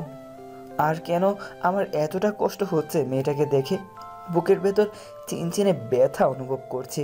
তারপর আমি ডাক্তারের কাছে গিয়ে বললাম, মেয়েটার কি হয়েছে? তখন পাশ থেকে লোকটি বলল, গতকাল স্কুল থেকে আসার সময় আমাদের গাড়ি নিয়ন্ত্রণ হারিয়ে অ্যাক্সিডেন্ট হয়। রাইসা মামুনির প্রচুর ব্লাড যায়, মাথায় অনেক আঘাত পেয়েছে। তার মা মেয়ের খবর শুনে অজ্ঞান হয়ে পড়ে আছে। মেয়েটার যদি কিছু হয়ে যায় তাহলে তার মা বাঁচবে না। এখন রক্ত না পাওয়া যায়, আল্লাহ যে কি করবেন। কথাটা বলেই কেঁদে দিল। এদিকে এক নার্স এসে বলল, স্যার চট্টগ্রামের আশেপাশে প্রায় সব ব্লাড ব্যাংকে খবর নিয়েছি, কিন্তু কোথাও রক্ত পাওয়া গেল না। এদিকে পেশেন্টের অবস্থাও ভালো না, জানি না কি হবে। নার্সের কথা শুনে রফিক সাহেব কেঁদে দিলেন। আমার কেন যেন কথাগুলো শুনে খুব কষ্ট হচ্ছে। তখন আমি ডাক্তার সাহেবকে বললাম, ডাক্তার সাহেব, আমার রক্ত দিব, আমার রক্তের গ্রুপ ও নেগেটিভ। ডাক্তার তখন তাড়াহুড়ো করে আমায় নিয়ে শুইয়ে দিলেন। 2 ব্যাগ রক্ত নিয়ে রাইসাকে দিল। আমি কিছুক্ষণ শুয়ে থেকে বাবার কাছে চলে আসলাম। পরের দিন বাবাকে নিয়ে বাসায় ফিরি। হসপিটাল থেকে আসার সময় রাইসার বেডের দিকে তাকিয়ে দেখি একটা মেয়ে রাইসাকে জড়িয়ে ধরে আছে। মনে হচ্ছে এটাই রাইসার মা, কিন্তু মানুষটাকে খুব পরিচিত লাগছে। এক ধ্যানে তাকিয়ে আছে মেয়েটার দিকে। কি রে কাব্য, বাসা যাবি না? এভাবে দাঁড়িয়ে পড়লি যে? বাবার কথা শুনে খানিকটা চমকে উঠে বললাম, চলো বাবা। তারপর বাবাকে নিয়ে বাসায় আসার পর বিছানায় গাটা এলিয়ে দেই। তারপর পরের দিন হঠাৎ কে যেন দরজায় নক করেছে। আমি দরজাটা খুলতেই আমার মাথাটা ঘুরতে লাগলো, পা দুটো কাঁপছে। আমি কি দেখছি? এটা স্বপ্ন না বাস্তব? মীরা, তুমি বেঁচে আছো? হ্যাঁ, বেঁচে আছি। তুমি কি ভেবেছিলে আমি মরে গেছি? যাকে আল্লাহ বাঁচায় তাকে কেউ মারতে পারে না। আমি যে স্পষ্ট দেখেছি সেটা, তুমি রোড অ্যাক্সিডেন্টে মারা গিয়েছো। তুমি ভুল দেখেছো কাব্য। তুমি জানো না এই পৃথিবীতে একজন মানুষের ন্যায় আরও 7 জন মানুষ আছে। আচ্ছা বাদ দাও, এই নাও আমার বিয়ের কার্ড। তুমি কিন্তু আসবেই। আঙ্কেল আন্টিকে সাথে জান্নাতকেও নিয়ে আসবে। মীরা, তোমার বিয়ে মানে কি বলছো এসব? আর আমি তোমাকে ভালোবাসি, বড্ড বেশি ভালোবাসি। আমি আমার ভুল বুঝতে পেরেছি। প্লিজ আমাকে ক্ষমা করে দাও। তোমাকে ছাড়া সত্যি আমি বাঁচতে পারবো না। প্লিজ আমাকে ছেড়ে যেও না। বিশ্বাস করো, এখন আমার বুক থেকে তোমাকে আর কেউ কেড়ে নিতে পারবে না। কান্না করতে করতে কথাগুলো বললাম। চোখ থেকে তখন টুপটাপ করে পানি পড়ছে। নিজের অজান্তে তখন মীরার হাতটা আমি ধরে ফেললাম, কিন্তু মীরা ঠাস ঠাস করে চর বসিয়ে দিল আমার গালে। তারপর হঠাৎ কি যেন পড়ার শব্দে আমার ঘুম ভেঙে যায়। উঠে ফ্লোরের দিকে চেয়ে দেখি বুক থেকে মীরার ছবিটা পড়ে ভেঙে গিয়েছে। তার মানে এতক্ষণ যা দেখলাম সব স্বপ্ন ছিল। গলাটা শুকিয়ে গিয়েছে। টেবিল থেকে 1 গ্লাস পানি খেয়ে এসে বিছানায় থপ করে বসে পড়লাম। আমি বুঝতে পারলাম আমি মীরাকে নিয়ে বাজে স্বপ্ন দেখেছি। তখন মুহূর্তে মীরার মুখটা বারবার ভেসে উঠছে। তারপর আবারও ঘুমিয়ে পড়লাম। কয়েকদিন পর স্কুলে গিয়ে দেখি রফিক সাহেব বসে আছে। আমি ওনাকে সালাম দিলাম, আসসালামু আলাইকুম। ওয়ালাইকুম আসসালাম স্যার, আপনাকে আজ আপনাদের বাড়ির দাওয়াত। সন্ধ্যায় আসবেন কিন্তু। আজ আমাদের রাইসার 5ম জন্মবার্ষিকী। রফিক সাহেব কথাটা বলেই বাড়ির ঠিকানা দিয়ে চলে গেল। এদিকে সন্ধ্যায় আমি রফিক সাহেবের ঠিকানা দেওয়া বাসায় গিয়ে নক দিলাম। নক দেওয়ার কিছুক্ষণ পর একটা কাজের মেয়ে এসে দরজাটা খুলে দিল। বাসাটা খুব সুন্দর করে সাজানো হয়েছে।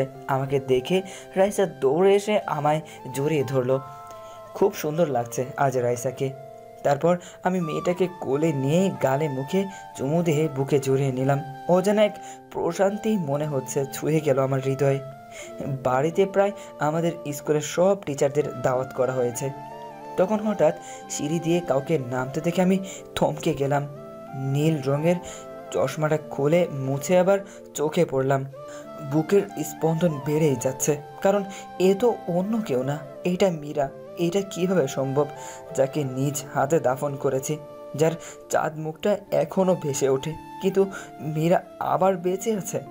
মীরার দিকে তাকিয়ে পলক ফেলতে পারছি না। নিজের অজান্তেই মীরা নাম ধরে ডাকতে গিয়েই গলাটা কেমন যেন ধরে এলো, তাই অন্যদিকে ঘুরে গেলাম। তখন পাশ থেকে কে যেন বলে উঠল, তানিয়া, তোমার সাজতে এত লেট হয় কেন? কখন থেকে সবাই অপেক্ষা করছে? কিন্তু আমি কিছুই ভাবতে পারছি না। এদিকে রফিক সাহেব মীরার হাত ধরে মীরাকে নামাচ্ছে। মীরার সাথে কয়েকবার আমার চোখাচোখি হয়েছে, কিন্তু কোনো কথা হয়নি। এদিকে কিছুক্ষণ পর রাইসার জন্মদিনের কেক কাটলাম। তার কিছুক্ষণ পর হঠাৎ কাঁধে কারোর স্পর্শ পেলাম। আমি পিছন দিকে তাকাতেই দেখি মীরা। আসসালামু আলাইকুম, আমি তানিয়া রেজওয়ান রফিক। ওয়ালাইকুম আসসালাম, কেমন আছেন? জি ভালো। আমি আপনার কাছে অনেক কৃতজ্ঞ। আপনি আমাদের কলিজার টুকরোকে রক্ত দিয়ে বাঁচিয়েছেন। রাইসার আব্বুর কাছে আপনার কথা শুনেছি। আপনি কি বিয়ে করেছেন? একদিন ম্যাডামকে নিয়ে বেড়াতে আসবেন। মীরার এই প্রশ্নের জবাবে আমি কি বলবো ঠিক বুঝে উঠতে পারছি না। এটা আমার মীরা নয়, কিন্তু মনে হচ্ছে এটাই আমার ভালোবাসার মানুষ, আমার স্ত্রী। কিন্তু আমি কিছু ভাবতে পারছি না, বুকটা ফেটে যাচ্ছে। না, এখানে আর থাকা সম্ভব হচ্ছে না আমার, তাই বিদায় নিয়ে চলে আসছি। আসার সময় বাড়ির গেট পর্যন্ত রাইসা আর তার মা এগিয়ে দিয়ে গেল। বাসায় এসে মীরার স্মৃতিগুলো ভাবতে লাগলাম। আমি জানি এটা মীরা নয়, কিন্তু কেন যেন বারবার আমার মন বলছে এটাই মীরা, এটাই আমার পিচ্ছি বউ মীরা। তারপর থেকে এখন প্রায় প্রায় তাদের বাসার নিচে দাঁড়িয়ে থাকি, দেখি প্রতিদিন কোথায় যেন যায় তানিয়া। যাকে আমার মন বলে এটা তানিয়া নয়, মীরা। পরে খবর নিয়ে জানতে পারি মীরা অফিসে যায়, নিজের অফিস আছে। তাই একদিন অফিসে যাওয়ার পথে মীরার গাড়ি আগলে দাঁড়ালাম। গাড়ি দাঁড় করাতেই বললাম, এক্সকিউজ মি, যদি কিছু মনে না করেন পার্কে গিয়ে বসতে পারি? আপনার সাথে কিছু কথা আছে। আচ্ছা চলেন। তারপর একটা পার্কে গিয়ে গাড়ি দাঁড় করালো। তারপর বলল, কিছু বলবেন? আমার যেতে হবে। একটা সত্যি কথা বলবেন? বলেন, কি বলতে চান? আমার মন বলছে তুমি তানিয়া না, আমার মীরা।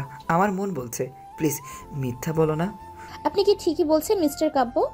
আমি তানিয়া রাজওয়ান রফিক, আপনার মীরাকে। আর কে বলেছে এসব? আপনি এসব বললে আমাকে এখানে এসেছেন? ছি, লজ্জা করে না আপনার? প্লিজ, আমি মিথ্যা বলছি না, বিশ্বাস করুন। এরপর মীরার সাথে ঘটে যাওয়া সব কিছু তাকে খুলে বললাম। তারপর উনি বলল, কি আশ্চর্য, আপনি কি আমাকে নাটকের স্ক্রিপ্ট শোনাচ্ছেন? প্লিজ, আমি জানি তুমি আমার মীরা, তুমি আমার সাথে মিথ্যা বলছো। কি আশ্চর্য, আমার বিয়ে হয়েছে, বাচ্চাও আছে দুটো। প্লিজ মীরা, তুমি আমার মীরা, বলো তুমি মিথ্যা বলছো? আমার মন কখনো মিথ্যা বলে না। কথাটা বলেই মীরার হাতটা ধরে ফেললাম, আর সাথে সাথেই মীরা হাতটা ছাড়িয়ে ঠাস ঠাস করে চোর বসিয়ে দিয়ে বলতে লাগলো, আমি আপনাকে অনেক ভালোই ভেবেছিলাম, কিন্তু আপনার যে চরিত্র খারাপ তা এখন আর বোঝার বাকি রইল না আমার। লজ্জা করে না অন্য স্ত্রীর হাত ধরতে? আপনার কি বউ নেই? আর আপনি ভালো করেই জানেন আমার স্বামী আর দুইটা মেয়ে আছে, তারপরেও আমাকে কেন বিরক্ত করেন? নির্ঘাত আমার মেয়ের জীবন বাঁচানোর জন্য আজ আপনাকে লোকটিকে অপমান করলাম না, নইলে আজ আপনাকে পুলিশে দিতাম। ছোট লোক, নারীদের সম্মান করতে শেখেননি? মনে হয় জন্মের দোষ রয়েছে আপনার। কথাটা বলেই জিভে কামড় দিল মীরা। এইদিকে তানিয়া, যাকে মীরা ভেবে নিজের অজান্তেই হাতটা ধরে ফেলেছিলাম, কিন্তু সে তো আমার মীরা না। নিজের প্রতি আজ প্রচণ্ড ঘৃণা হচ্ছে। আজ আমার জন্য মা বাবা কথা শুনলো। সরি, আমি ঠিক এমনটি বলতে চাইনি। না ঠিক আছে, বলবেন না কেন? আমি যে হতভাগা, নিজের স্ত্রীকে কতটা কষ্ট দিয়েছি, এতটা ভালোবাসা সত্ত্বেও তাকে দূরে সরিয়ে দিয়েছি। তবে জানেন, এখনও মাঝ রাতে উঠে তার জন্য কান্না করি, তার ছবিটা বুকে নিয়ে ঘুমাই, তার ডায়েরিটা বুকে নিয়ে প্রতি রাতে কান্না করি। 5 বছর পাগল হয়ে পাবনায় ছিলাম, জানি না আর কত কষ্ট পাবো। আল্লাহ আরও আমাকে কষ্ট দেন যেন। জানেন, যেদিন আপনাকে দেখেছি সেদিন আমার মন বলেছে আপনি আমার মীরা, আমার কলিজার টুকার মতো। কিন্তু না, সেটা আমারই ভুল। কারোর মতো দেখতে বা কথা বলতে পারলেই সে যে আপন কেউ হবে তা তো কথা নয়। ক্ষমা করে দিবেন, ভালো থাকবেন। এই যে ডায়েরিটা, এখানে সব লেখা আছে। আবারও বলছি, আপনাকে আমার স্ত্রী ভেবে ডিস্টার্ব করার জন্য দুঃখিত। খুব বাজে তো আমি, তাই। আচ্ছা আসি। চোখ দিয়ে অঝরে পানি পড়ছে, আর বাঁচার ইচ্ছা করছে না, বুকটা ফেটে যাচ্ছে। এখন শুধু বারবার মীরার চাঁদ মুখটা ভেসে উঠছে। এদিকে কখন যে আমি মাঝ রাস্তায় এসে পড়েছি জানি না। পেছন থেকে কে যেন আমাকে ডাকছে। আমি পেছন দিকে চেয়েই দেখি তানিয়া হাত দিয়ে ইশারা দিয়ে সরে যেতে বলছে, আর আমি শুধু মুগ্ধ নয়নে তাকিয়ে আছি। এদিকে তানিয়া দৌড়ে আসছে, কি সুন্দর লাগছে। মনে হচ্ছে আমার কলিজার টুকরা মীরা দৌড়ে আসছে আমাকে ভালোবাসার পরম শিহরণে জড়িয়ে নেওয়ার জন্য। হঠাৎ কি যেন একটা ধাক্কা দিয়ে আমাকে শূন্যে উড়িয়ে ফেলে দিল। পাশ দিয়ে একটা বাস চলে গেল। আমি ধাক্কা খেয়ে রাস্তার এক পাশে গড়িয়ে পড়লাম। চোখ দুটি রক্তে বন্ধ হয়ে আসছে, নাক মুখ দিয়ে রক্ত বের হচ্ছে। অনুভব করতে পারছি কেউ একজন আমাকে বুকের সাথে শক্ত করে জড়িয়ে ধরে আছে আর বলছে, প্লিজ ক্ষমা করে দাও আমায়, আমি তোমার মীরা, তোমার কিচ্ছু হবে না। আমাকে ছেড়ে কোথাও যেতে পারো না তুমি। তারপর আর কিছুই মনে নেই। অন্যদিকে একদল লোক এসে আমাকে হাসপাতালে নিয়ে যায়। এদিকে মীরাকে আজ পাগল পাগল লাগছে। ফোনটা বের করেই কাব্যর বাবার কাছে ফোন দিয়ে কাঁদতে লাগলো। কিরে মা, কাঁদছিস কেন? কি হয়েছে? কথা বলছিস না কেন? বাবা কাব্য কাব্য? কি হচ্ছে কাব্যের? বাবা কাব্যর অ্যাক্সিডেন্ট করেছে।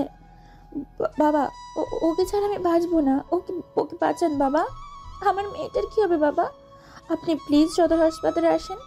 এদিকে মীরার মুখে কাব্যর বাবা কাব্যর দুর্ঘটনার কথা শুনে তার পায়ের নিচের মাটি সরে গেল। তাড়াতাড়ি তার মাকে ডেকে বলল, কই গো কাব্যের মা, চলো হসপিটালে যেতে হবে, আমাদের কাব্য অ্যাক্সিডেন্ট। কথাটা বলতে গিয়ে গলাটা ধরে গেল। কি হয়েছে আমার বাবার? তোমাকে বলছিলাম আমার ছেলেটাকে আর কষ্ট দিও না, কিন্তু তোমরা সবাই মিলে আমার ছেলেটাকে প্রতি রাতে কাঁদিয়েছো। এদিকে হসপিটালে এসে দেখে কাব্যকে অপারেশন থিয়েটারে নিয়ে গিয়েছে। মীরা কাঁদছে, রফিক সাহেবও আছে, মীরাকে বোঝাচ্ছে। মীরা মাকে জড়িয়ে ধরে কাঁদতে কাঁদতে বলল, মা ও কেন কথা বলছে না? ওকে ছাড়া যে আমি সত্যিই মরে যাব। ওই যে আমার নিঃশ্বাস, আমি বাঁচবো না মা কাব্যকে ছাড়া। ওকে চিরদিন ভাবার জন্য কত কিছুই না করেছি। এখনো প্রতি রাতে তার দেওয়া শেষ অবলম্বন রাইসাকে বুকে নিয়েই বেঁচে আছি। তখন হঠাৎ অপারেশন থিয়েটার থেকে একজন ডাক্তার বেরিয়ে আসতেই মীরা দৌড়ে গেল। প্লিজ ডাক্তার বলেন আমার স্বামী কেমন আছেন? ওর কিছু হবে না তো? প্লিজ ডক্টর, চুপ করে থাকবেন না। কিন্তু ডাক্তার চোখ থেকে পানি ছেড়ে দিয়ে বলল, দেখুন, আমরা আমাদের সর্বাত্মক চেষ্টা করেছি, কিন্তু এখন আমাদের আর করার কিছুই নেই। আল্লাহকে ডাকেন, তিনি যদি ইচ্ছা করেন তাহলে বাঁচতে পারেন। রোগী ক্রিটিক্যাল অবস্থায় আছেন। ডাক্তারের কথা শুনে মীরার পায়ের তলার মাটি সরে গেল। চোখ থেকে টুপটাপ করে পানি ঝরছে। ডক্টর সাহেব, আমি কি কাব্যর সাথে দেখা করতে পারি? যান, তবে কোনো কথা বলবেন না। এইদিকে মীরা ডাক্তারের কথা মতো আমার কেবিনে ঢুকতেই বুকটা হু হু করে কেঁদে দিল। সারা মুখে ব্যান্ডেজ করা, মুখে অক্সিজেন মাস্ক লাগানো। খুব কষ্ট লাগছে মীরার কাছে। আমার মায়াবী মুখটা বারবার ভেসে উঠছে। মীরা কিছু ভাবতে পারছে না। তখন আমার পা দুটি জড়িয়ে ধরে কাঁদতে লাগলো, আর কাঁদতে কাঁদতে বলল, কাব্য প্লিজ আমায় ক্ষমা করে দাও। আমায় ছেড়ে কোথাও যাব না। তোমার পায়ের নিচে থাকতে দিও আমায়। তোমার পায়ের নিচে যে আমার সব সুখ। আমি তোমাকে অনেক কষ্ট দিয়েছি, প্লিজ আমায় ছেড়ে দিও না। তুমি না বলেছো তোমার যদি কখনো মেয়ে হয় তার নাম রাখবে রাইসা? তুমি জানো না সে তোমার আর আমার মেয়ে? জানো তোমার মেয়ে জানে তুমি ওর বাবা। তোমাকে কতবার বাবা বলে ডেকে বুকে জড়িয়ে নিতে চেয়েছিল, কিন্তু আমি তোমাকে বাবা বলে ডাকতে দিইনি। তুমি তোমার মেয়েকে বুকে জড়িয়ে নিবে না? ওই আমার জীবনে আমার বেঁচে থাকার অবলম্বন। তোমাকে ছাড়া যে আমি আমাকে কল্পনাও করতে পারি না। কথাগুলো বলতে বলতে পা দুটো বুকের সাথে জড়িয়ে কাঁদতে লাগলো, আর সামনের পায়ে চুমু খেতে লাগলো। এদিকে পেছন থেকে একজন নার্স এসব দেখে নিজের অজান্তেই কেঁদে দিয়েছে। তারপর মীরার কাঁধে হাত রেখে বলল, বোন প্লিজ এভাবে কান্না করো না, রোগীর ক্ষতি হবে, আল্লাহকে ডাকো। নার্সের কথা শুনে কাব্যর পা ছেড়ে দিল। কলিজাটা ফেটে যাচ্ছে। বাসা থেকে ফোন দিল, রাইসা নাকি খুব কান্না করছে তার বাবার জন্য। কেউ তার কান্না থামাতে পারছে না। রাইসা শুনেছে আমার নাকি অ্যাক্সিডেন্ট করেছে। তারপর মীরা বাবাকে বলে বাসায় যাওয়ার জন্য বের হতেই এক লোক বলল, ম্যাডাম, হাসপাতালে আসার সময় আপনার হাতে এই ডায়েরিটা ছিল।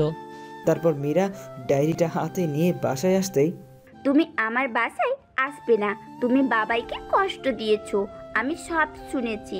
তুমি আঙ্কেলকে যখন ফোনে বলেছো যে বাবাই অ্যাক্সিডেন্ট করেছে, তাও আবার তোমার জন্য। তুমি আমাকে বাবা ডাকতে দাওনি। আমার বাবা অনেক ভালো। সেদিন আমার জন্য কান ধরেছিল, আমাকে বুকের সাথে জড়িয়ে ধরেছিল, আমার গালে মুখে পাপ্পি দিয়েছিল। আমি বাবাই ডাকতে চেয়েও বাবা ডাকতে পারিনি, কারণ তুমি ডাকতে নিষেধ করেছিলে বলে। ছোটবেলা থেকে বাবাইয়ের ছবি দেখিয়েছো, বলেছো ওটা তোর বাবা। যেদিন বাবাইকে প্রথম দেখলাম সেদিন দৌড়ে বাবার কোলে গিয়ে বলতে পারিনি, বাবাই তুমি আমাকে ছেড়ে কোথাও যাবে না, কিন্তু পারিনি। স্কুলে যখন সব ছেলে মেয়েরা বাবার কোলে চড়ে, তখন তাদের বাবা জড়িয়ে ধরে আদর করে, তখন আমি তাদের দিকে চেয়ে থাকি, আমার খুব কষ্ট হতো তখন। কান্না করতে করতে কথাগুলো বলল রাইসা। রাইসা মামনি, ভাবাই ভালো হয়ে যাবে। মা আমার, তুমি কেঁদো না। তুমি আমার মা ডাকবে না, তুমি আমার কেউ না, তুমি বাবাইকে কষ্ট দিয়েছো, আমার বাবাইকে বাবাই বলে ডাকতে দাওনি। কথাগুলো বলে কাঁদতে কাঁদতে রুমে গিয়ে দরজা লাগিয়ে দিল রাইসা। আমি কি করব? রাইসার কথাগুলো শুনে কলিজা ফেটে যাচ্ছে। সত্যি তো তার বাবা থেকে রাইসাকে আমি দূরে রেখেছি। বারবার কাব্যর কথা মনে পড়েছে। রফিক ভাইয়াও কিছু বলছে না, শুধু বলল, মানুষটাকে বড্ড বেশি কষ্ট দেওয়া হয়ে গিয়েছে রে মীরা। তারপর আমি দরজাটা লাগিয়ে বিছানায় শুয়ে বালিশে মুখটা লাগিয়ে কাঁদতে লাগলাম। হঠাৎ মনে পড়লো কাব্য একটা ডায়েরি দিয়ে গেছে। টেবিলের উপর থেকে ডায়েরিটা তুলে বুকে জড়িয়ে নিলাম। তারপর ডায়েরিটা খুলতেই আমি চমকে গেলাম। ডায়েরির প্রথম পৃষ্ঠায় লেখা, আমার এই হৃদয়ে লিখিলাম তোমারই নাম। ডায়েরির পাতা উল্টাতেই, ওগো হৃদয় রাগিনী, জানি না কিভাবে শুরু করব। আমি যে অনেক বড় অপরাধী। তোমার অবুঝ ভালোবাসাকে আমি অবহেলা করেছি। জানো, যেদিন তোমাকে হারিয়ে ফেলেছি সেদিন বুঝেছি তুমি কতটা জোরে আমার জীবনে ছিলে। জানো, প্রতিদিন তোমার জন্য আল্লাহ তাআলা তোমাকে আমার করে দেয়। প্রতি রাতে তোমার ছবিটা বুকে নিয়ে ঘুমাতাম, তোমার ছবি বুকে নিয়ে কান্না করতাম। জানো, মানুষ মারা গেলে নাকি তারা হয়ে যায়, তাই প্রতি সন্ধ্যায় আকাশের তারাদের সাথে কথা বলতাম যেন আমার হৃদয় রাগিনীকে তারা যেন কষ্ট না দেয়। রাতের আকাশের সবচেয়ে উজ্জ্বল তারাকে তুমি মনে করে কাঁদতাম আর বলতাম, অভিমান ভেঙে এসো না, জড়িয়ে নাও না আমাকে, আমি যে আর পারছি না তোমার বিরহে। এসব বলেই কান্না করতাম। কিন্তু তুমি এতটাই আমার প্রতি অভিমান করেছিলে যে যার জন্য আমার সাথে কথা বলো না, শুধু করুণ দৃষ্টিতে আমার দিকে তাকিয়েই থাকতে। সত্যি কি তুমি আমাকে ক্ষমা করবে না? জানো, খুব ইচ্ছা করে তোমার এই মরুর বুকে জড়িয়ে নিয়ে শান্ত করতে আমারই প্রাণ। মীরা, জানো, আজ একটা বাচ্চা মেয়েকে দেখে তোমার কথা বড্ড বেশি মনে পড়েছে। বাচ্চাটা দেখতে ঠিক তোমার মতোই। আমি এতটাই হতভাগা, নিজের বাচ্চাকে নিজের হাতে নষ্ট করেছি। জানো, এখনও সেই রাতের কথাগুলো ভুলতে পারি না। তোমাকে দেওয়া প্রতিটা চোরের আঘাত আমার কলিজাতে লেগেছে। জানো, পরের দিন যখন বাচ্চাটাকে ব্লাড দিলাম, সেদিন মনে হয়েছে আমার খুব কাছের কাউকে আমি রক্ত দিচ্ছি। বাচ্চাটার জন্মদিনে বাচ্চাটাকে বুকে জড়িয়ে নিতেই তোমার শরীরের গন্ধ পেলাম। কিন্তু যখন এই সিঁড়িতে তোমার মতোই কাউকে দেখলাম, তখন সত্যিই ভেবে নিয়েছিলাম আল্লাহ আমার ডাক শুনেছে। আমি আনন্দে আত্মহারা হয়ে গিয়েছিলাম। কিন্তু যখন শুনেছিলাম ওটা তুমি মীরা নও, আমাকে চিনো না, তখন আমার কলিজাটা ফেটে যাচ্ছিল। যখন রফিক সাহেব এসে হাত ধরলো আমার কাছে, তখন মনে হয়েছিল কেউ যেন আমার কলিজাটা তুমড়ে মুচড়ে চিড়ে নিয়ে যাচ্ছে। জানো, তুমি নেই জেনেও নিজের অজান্তে পাগলামি করেছি আর বাসায় এসে কেঁদে বুক ভাসিয়েছি। পরের দিন ঠিক করলাম তোমার জন্য লেখা ডায়েরিটা তানিয়া আপুকে দিয়ে তোমার কাছে চলে আসব। আমি যে আর পারছি না মীরা, মৃত্যুর পথ বেছে নেওয়া ছাড়া আমার আর কোনো উপায় নেই। তোমাকে ছাড়া যে এখন আমার নিঃশ্বাস নিতেও কষ্ট হয়। কষ্টটা আরও বেশি হয় যখন তোমারই মতো তানিয়া নামক মেয়েটার তার স্বামীর হাত ধরে আমারই সামনে দিয়ে হেঁটে যায়। জানো, তখন বড্ড বেশি তোমার কথা মনে পড়ে। কি করব, আমি তোমাকে ছাড়া আর যে বাঁচতে পারছি না। তোমাকে নিয়ে লেখা শেষ অবলম্বনটা তোমাকে মনে করে তানিয়া আপুকে দিয়ে গেলাম। জানো, খুব কষ্ট হচ্ছে লেখাগুলো লিখতে। আমি আসছি মীরা, আমি আসছি তোমার কাছে। ডায়েরিটা পড়তেই চোখ দিয়ে জল গড়িয়ে পড়লো মীরার আজকে একটা মিথ্যার জন্য আমার মৃত্যুর কিনারায়। খুব কষ্ট হচ্ছে মীরার। আমার মুখটা বারবার মীরার সামনে ভেসে উঠছে। মীরার কানে বারবার বাজছে আমার লেখা শেষ কথাগুলো। মীরা এইসব ভাবছিল, আর তখনই হঠাৎ বাইরে কিছু ভাঙা শব্দ পেল।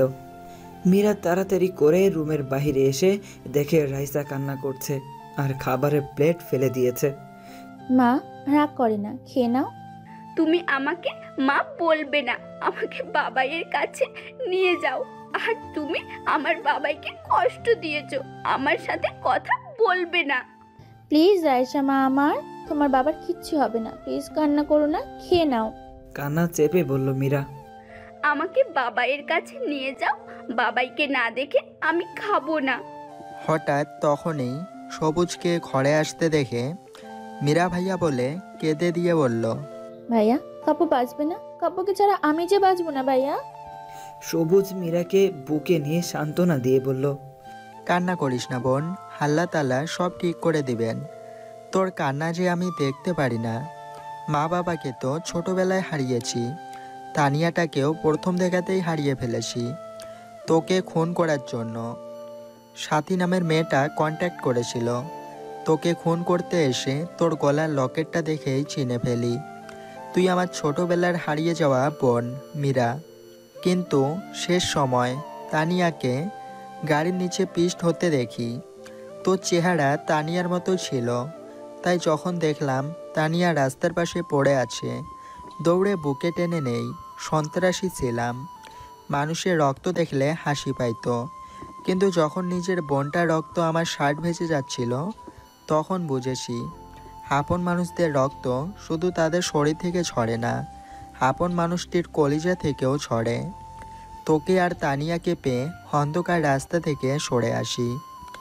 তারপর কাব্যর বাবার প্ল্যান অনুযায়ী তানিয়াকে মীরা বানিয়ে কাব্যর বাড়িতে পাঠাই, আর রিচি পায় তার মাকে।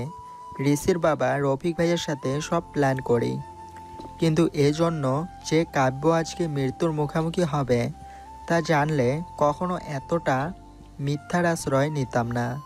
এদিকে হঠাৎ রাইসা দৌড়ে এসে মীরাকে জড়িয়ে ধরে বলল, মম চলো না বাবাইয়ের কাছে, আমার সাথে বাবাই কথা বলবে। তোমাদের সবার সাথে রাগ করে থাকলেও আমার সাথে বাবাই রাগ করে থাকতে পারবে না। বাবাই জানে আমার সাথে অভিমান করলে তাকে কান ধরে উঠবোস করতে হবে। তারপর মীরাকে কিছু বলতে দেওয়ার আগেই রাইসা মীরাকে জোর করে গাড়িতে তুলে নিয়ে গাড়ি চালাতে বলল। মীরা রাইসাকে নিয়ে হসপিটালে আসতেই বাবার সাথে দেখা হয়। মারে কেমন আছিস? বাবা আমি সত্যি অনেক বড় অপরাধী হয়ে গেলাম, নিজের স্বামীকে কোনো স্ত্রী এতটা কষ্ট দিত না। বাবা সত্যি কাব্য ছাড়া আমি বাঁচবো না। অন্যদিকে রাইসা আমার রুমে গিয়েই বলতে লাগলো, ও বাবাই, বাবাই কেমন আছো তুমি? কথা বলবে না আমার সাথে? ও বাবাই, জানো বাবাই তোমাকে মম কষ্ট দিয়েছে বলে মমের সাথে আড়ি দিয়েছি, ঠিক করেছি না বাবাই? বাবাই তুমি আমাকে বুকে নিবে না, আমাকে জড়িয়ে ধরে আম্মু ডাকবে না? হঠাৎ তখন একটা নার্স এসে বলল, মামুনি এখানে কথা বলা যাবে না। আপনি চুপ করেন তো, দেখছেন না আমি আমার বাবাইয়ের সাথে কথা বলছি? কথা বলবেন না একদম, আমার বাবাই রাগ করবে। ও বাবাই তুমি জানো মা তোমার জন্য কত কান্না করে। তোমাকে আমি ছোটবেলা থেকেই দেখেছি মায়ের সাথে একটা ছবিতে। বাবাই স্কুলের সব মেয়েরা তার বাবাইয়ের সাথে ঘুরে বেড়ায়, তাদের বাবাই চকলেট আইসক্রিম কিনে দেয়। আমি এসব কিচ্ছু চাই না। তুমি কথা বলো বাবাই, তাহলেই হবে। কথা বলছো না কেন? দেখছো না তোমার রাইসা কাঁদছে? প্লিজ বাবা কথা বলো, আর চুপ করে থেকো না। আমাকে বুকে নাও না, তোমার বুকে যেতে খুব খুব ইচ্ছে করছে। ও বাবাই এত অভিমান কিসের তোমার? হ্যাঁ মাও কাঁদছে বাবাই। বাবা মা তোমার জন্য রাতে কান্না করে, আমাকে বুকে নিয়ে তোমার নাম বলে ঘুমের ঘোরেও কান্না করে। তুমি দেখো দাদু ভাই কাঁদছে, কথা বলবে না আমার সাথে? আমি কিচ্ছু খাইনি, তুমি খাইয়ে দিবে আমায়? তুমি খাইয়ে না দিলে আমি কিন্তু খাবো না। ও বাবা কথা বলছো না কেন? আমার খুব কষ্ট হচ্ছে বাবাই, আমার পেটের মাঝে ব্যথা করছে বাবাই। কথাগুলো বলছে আর কাঁদছে রাইসা। এদিকে রাইসার কান্না দেখে সবাই কাঁদছে। মীরার কাছে মনে হচ্ছে তার কলিজাটা ফেটে যাচ্ছে। কিছুক্ষণ পর আমি কেমন জানি করতে লাগলাম। ডাক্তার এসে দেখতেই আমি কেমন যেন নড়াচড়া বন্ধ করে দিলাম। তারপর রুম থেকে বের হয়ে ডাক্তার চোখের পানি ছেড়ে দিয়ে বলল, সরি, আমাদের আর কিছুই করে নেই। আপনারা আল্লাহকে ডাকেন, আল্লাহ যদি তাকে স্বয়ং সুস্থ করে দেন। ডাক্তারের কথা শুনেই মীরা হসপিটালের ফ্লোরে পড়ে গেল। তারপর সবাই মীরাকে নিয়ে বেডে শুয়ে দিল। এদিকে সবাই কান্না করছে। রাইসা গিয়ে আমার মাথায় হাত বুলিয়ে দিচ্ছে আর বাবাই বাবাই করে ডাকছে। রাইসার কান্না দেখে সবাই কাঁদছে। আমার স্যালাইন নেওয়াও বন্ধ হয়ে গিয়েছে। হঠাৎ তখনই ডাক্তার এসে আমার মুখ থেকে অক্সিজেন মাস্ক খুলে দিল, তারপর স্যালাইনটাও খুলে দিয়ে বলল, কাব্য আর কোনোদিন ফিরবে না, যা ভেবেছিলাম তাই হলো। এদিকে মীরা ভাবতে পারছে না আমি মারা গিয়েছি। সবাই কান্না করছে। মীরা নিস্তব্ধ হয়ে গিয়েছে। রাইসা কাঁদছে আর বলছে, বাবাই, ও বাবাই, কথা বলো বাবাই, কথা বলবে না আমার সাথে? ও বাবাই, তুমি আর আমাকে পাপ্পি দিবে না? আমার না খুব কষ্ট হচ্ছে বাবাই। আল্লাহ কি পিচ্ছি বলে আমার চোখে পানি দেখে না? ও আল্লাহ, তুমি তো বলেছো ছোট্ট বাচ্চারা নিষ্পাপ হয়, তাদের কোনো পাপ থাকে না, তাদের কথা অগ্রাহ্য করতে পারো না। ও আল্লাহ, দেখো আমি কাঁদছি, তুমি আমার বাবাইকে বলো আমার সাথে কথা বলতে। তুমি কথা বলতে বললে বাবাই আমার চুপ করে থাকতে পারবে না। দেখো তো, বাবাই আমার সাথে অভিমান করেছে, আমাকে কোলে নেয় না, আদর করে না। আমার কষ্ট হয় না বুঝি? বাবাই, ও বাবাই, কথা বলো। মা, ও মা, দেখো বাবাই কথা বলছে না, বাবাইকে বলো কথা বলতে। এদিকে সবাই আমার জানাজা করে কবরে নিয়ে যাচ্ছে। মীরা বাক্রুদ্ধ হয়ে গিয়েছে, ফেল ফেল করে তাকিয়ে আছে আমার চলে যাওয়ার দিকে। মীরার কলিজাটা ফেটে যাচ্ছে। আজ একটি ভুলের জন্য আমি সারা জীবনের জন্য হারিয়ে গেলাম মীরার জীবন থেকে। মম, বাবাইকে কোথায় নিয়ে যায় বলো না মম? বাবাইকে সবাই কোথায় নিয়ে যায়? বাবা কি রাগ করেছে তাই নিয়ে যাচ্ছে? বাবা আবার কখন আসবে মা? বলো না মা, আমার বাবাইকে সবাই কোথায় নিয়ে যায়? রাইসার কথা শুনে মীরার কষ্টে বুকটা ফেটে যাচ্ছে, নিঃশ্বাস নিতে কষ্ট হচ্ছে। রাইসাকে বুকের সাথে শক্ত করে জড়িয়ে ধরছে মীরা। রাইসাকে কি বলবে সে উত্তর যে মীরার কাছে নেই। এদিকে আমাকে কবরে নামালে মীরা আর থাকতে পারে না, দৌড়ে চলে যায় কবরের কাছে গিয়ে বলতে লাগে, আমি আমার স্বামীকে কোথাও যেতে দিব না, তোমরা কেউ আমার স্বামীকে দূরে সরিয়ে নিও না। এদিকে মীরার চিল্লানি শুনে বাবা মীরাকে গিয়ে জিজ্ঞাসা করলো, কি হয়েছে মা, তুই কাঁদছিস কেন? বাবা, কাব্যকে খবর দিয়ে দিচ্ছে। বাবা, বাবা প্লিজ কাব্যকে খবর দিতে দিয়েন না, ওকে ছাড়া আমি বাঁচবো না। বাবা সত্যি ওকে ছাড়া মরে যাব। মারে, তুই দুঃস্বপ্ন দেখেছিস, কাব্য বেঁচে আছে, ডাক্তার আল্লাহকে ডাকতে বললো। আমি জানি তুই কাব্যকে অনেক ভালোবাসিস, এত কষ্ট দেওয়ার পরেও তুই ওকেই ভালোবেসে গিয়েছিস। বাবা, কাব্য কোথায়? কাব্যের বেডে। তারপর মীরা দৌড়ে আমার বেডে গিয়ে দেখে রাইসা আমার বুকে শুয়ে আছে, মুখে অক্সিজেন মাস্ক লাগানো, শরীরে স্যালাইন যাচ্ছে। মীরা তাড়াতাড়ি গিয়ে আমার কপালে চুমু দিয়ে আমার পা ধরে কাঁদতে লাগলো। প্লিজ তুমি আমাকে ছেড়ে যেও না, কিভাবে বাঁচবো আমি তোমাকে ছাড়া? তুমি যে আমার জীবন, তুমি যে আমার ভালোবাসা। প্লিজ ম্যাডাম, এইভাবে কান্না করবেন না, পেশেন্টের সমস্যা হবে, পারলে আল্লাহকে ডাকুন। তারপর মীরা ঘড়ির দিকে তাকিয়ে দেখে রাত 1টা বাজে। মীরা তাড়াতাড়ি গিয়ে 2 রাকাত নফল নামাজ শেষ করে মোনাজাতে 2টা হাত উত্তোলন করে বলতে লাগলো, হে পরম করুণাময় আল্লাহ তাআলা, হে রহিম রহমান, এই শেষ রাতে পৃথিবীর সকল মানুষ যখন ঘুমন্ত, এখন সময় তোমার পবিত্র দরবারে দুহাত তুলে ধরেছি। ছোটকালে মা বাবাকে হারিয়েছে, বাবার স্নেহ কি জিনিস কখনো তা পাইনি মায়ের ভালোবাসা। এখন আমার জীবনের একমাত্র অবলম্বন আমার স্বামী। আজ আমার স্বামীর জীবন ভিক্ষা চাই তোমার দরবারে। হে আল্লাহ, ওকে এক দরজার ভিক্ষা না পেলে অন্য দরজায় যায়, আর তুমি ছাড়া তো আমার কোনো দরজা নেই। এই ভিক্ষা ঋণীকে তুমি খালি হাতে ফিরিও না আল্লাহ।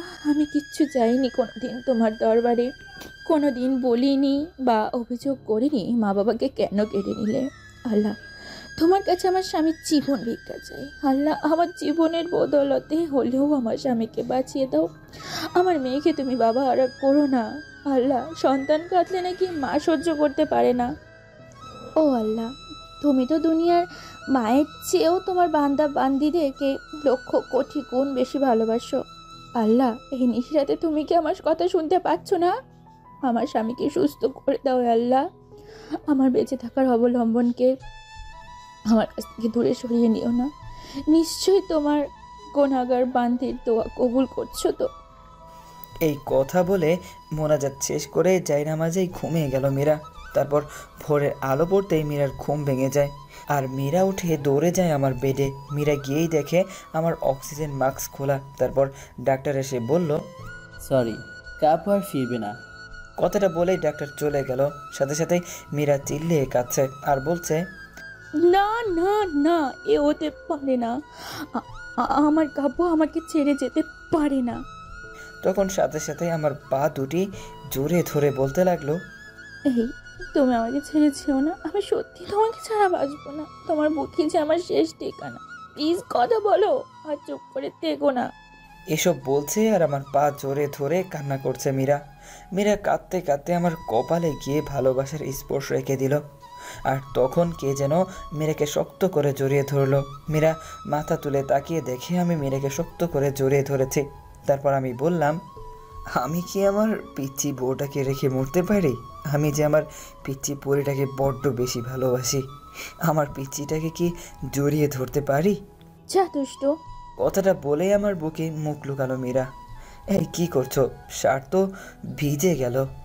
ভিজু কেন কষ্ট দিলে আমায়? তুমিও তো আমাকে কম কষ্ট দাওনি। 5 বছর তোমাকে ছাড়া কাটিয়েছি, তাই আমিও ডাক্তারকে সব কিছু বলে ডাক্তারের সাথে প্ল্যান করে এসব করেছি। তবে হ্যাঁ, অ্যাক্সিডেন্ট কি তো সত্যি সত্যি হয়েছিল? আচ্ছা মীরা, সত্যিই যদি আমি হারিয়ে যেতাম?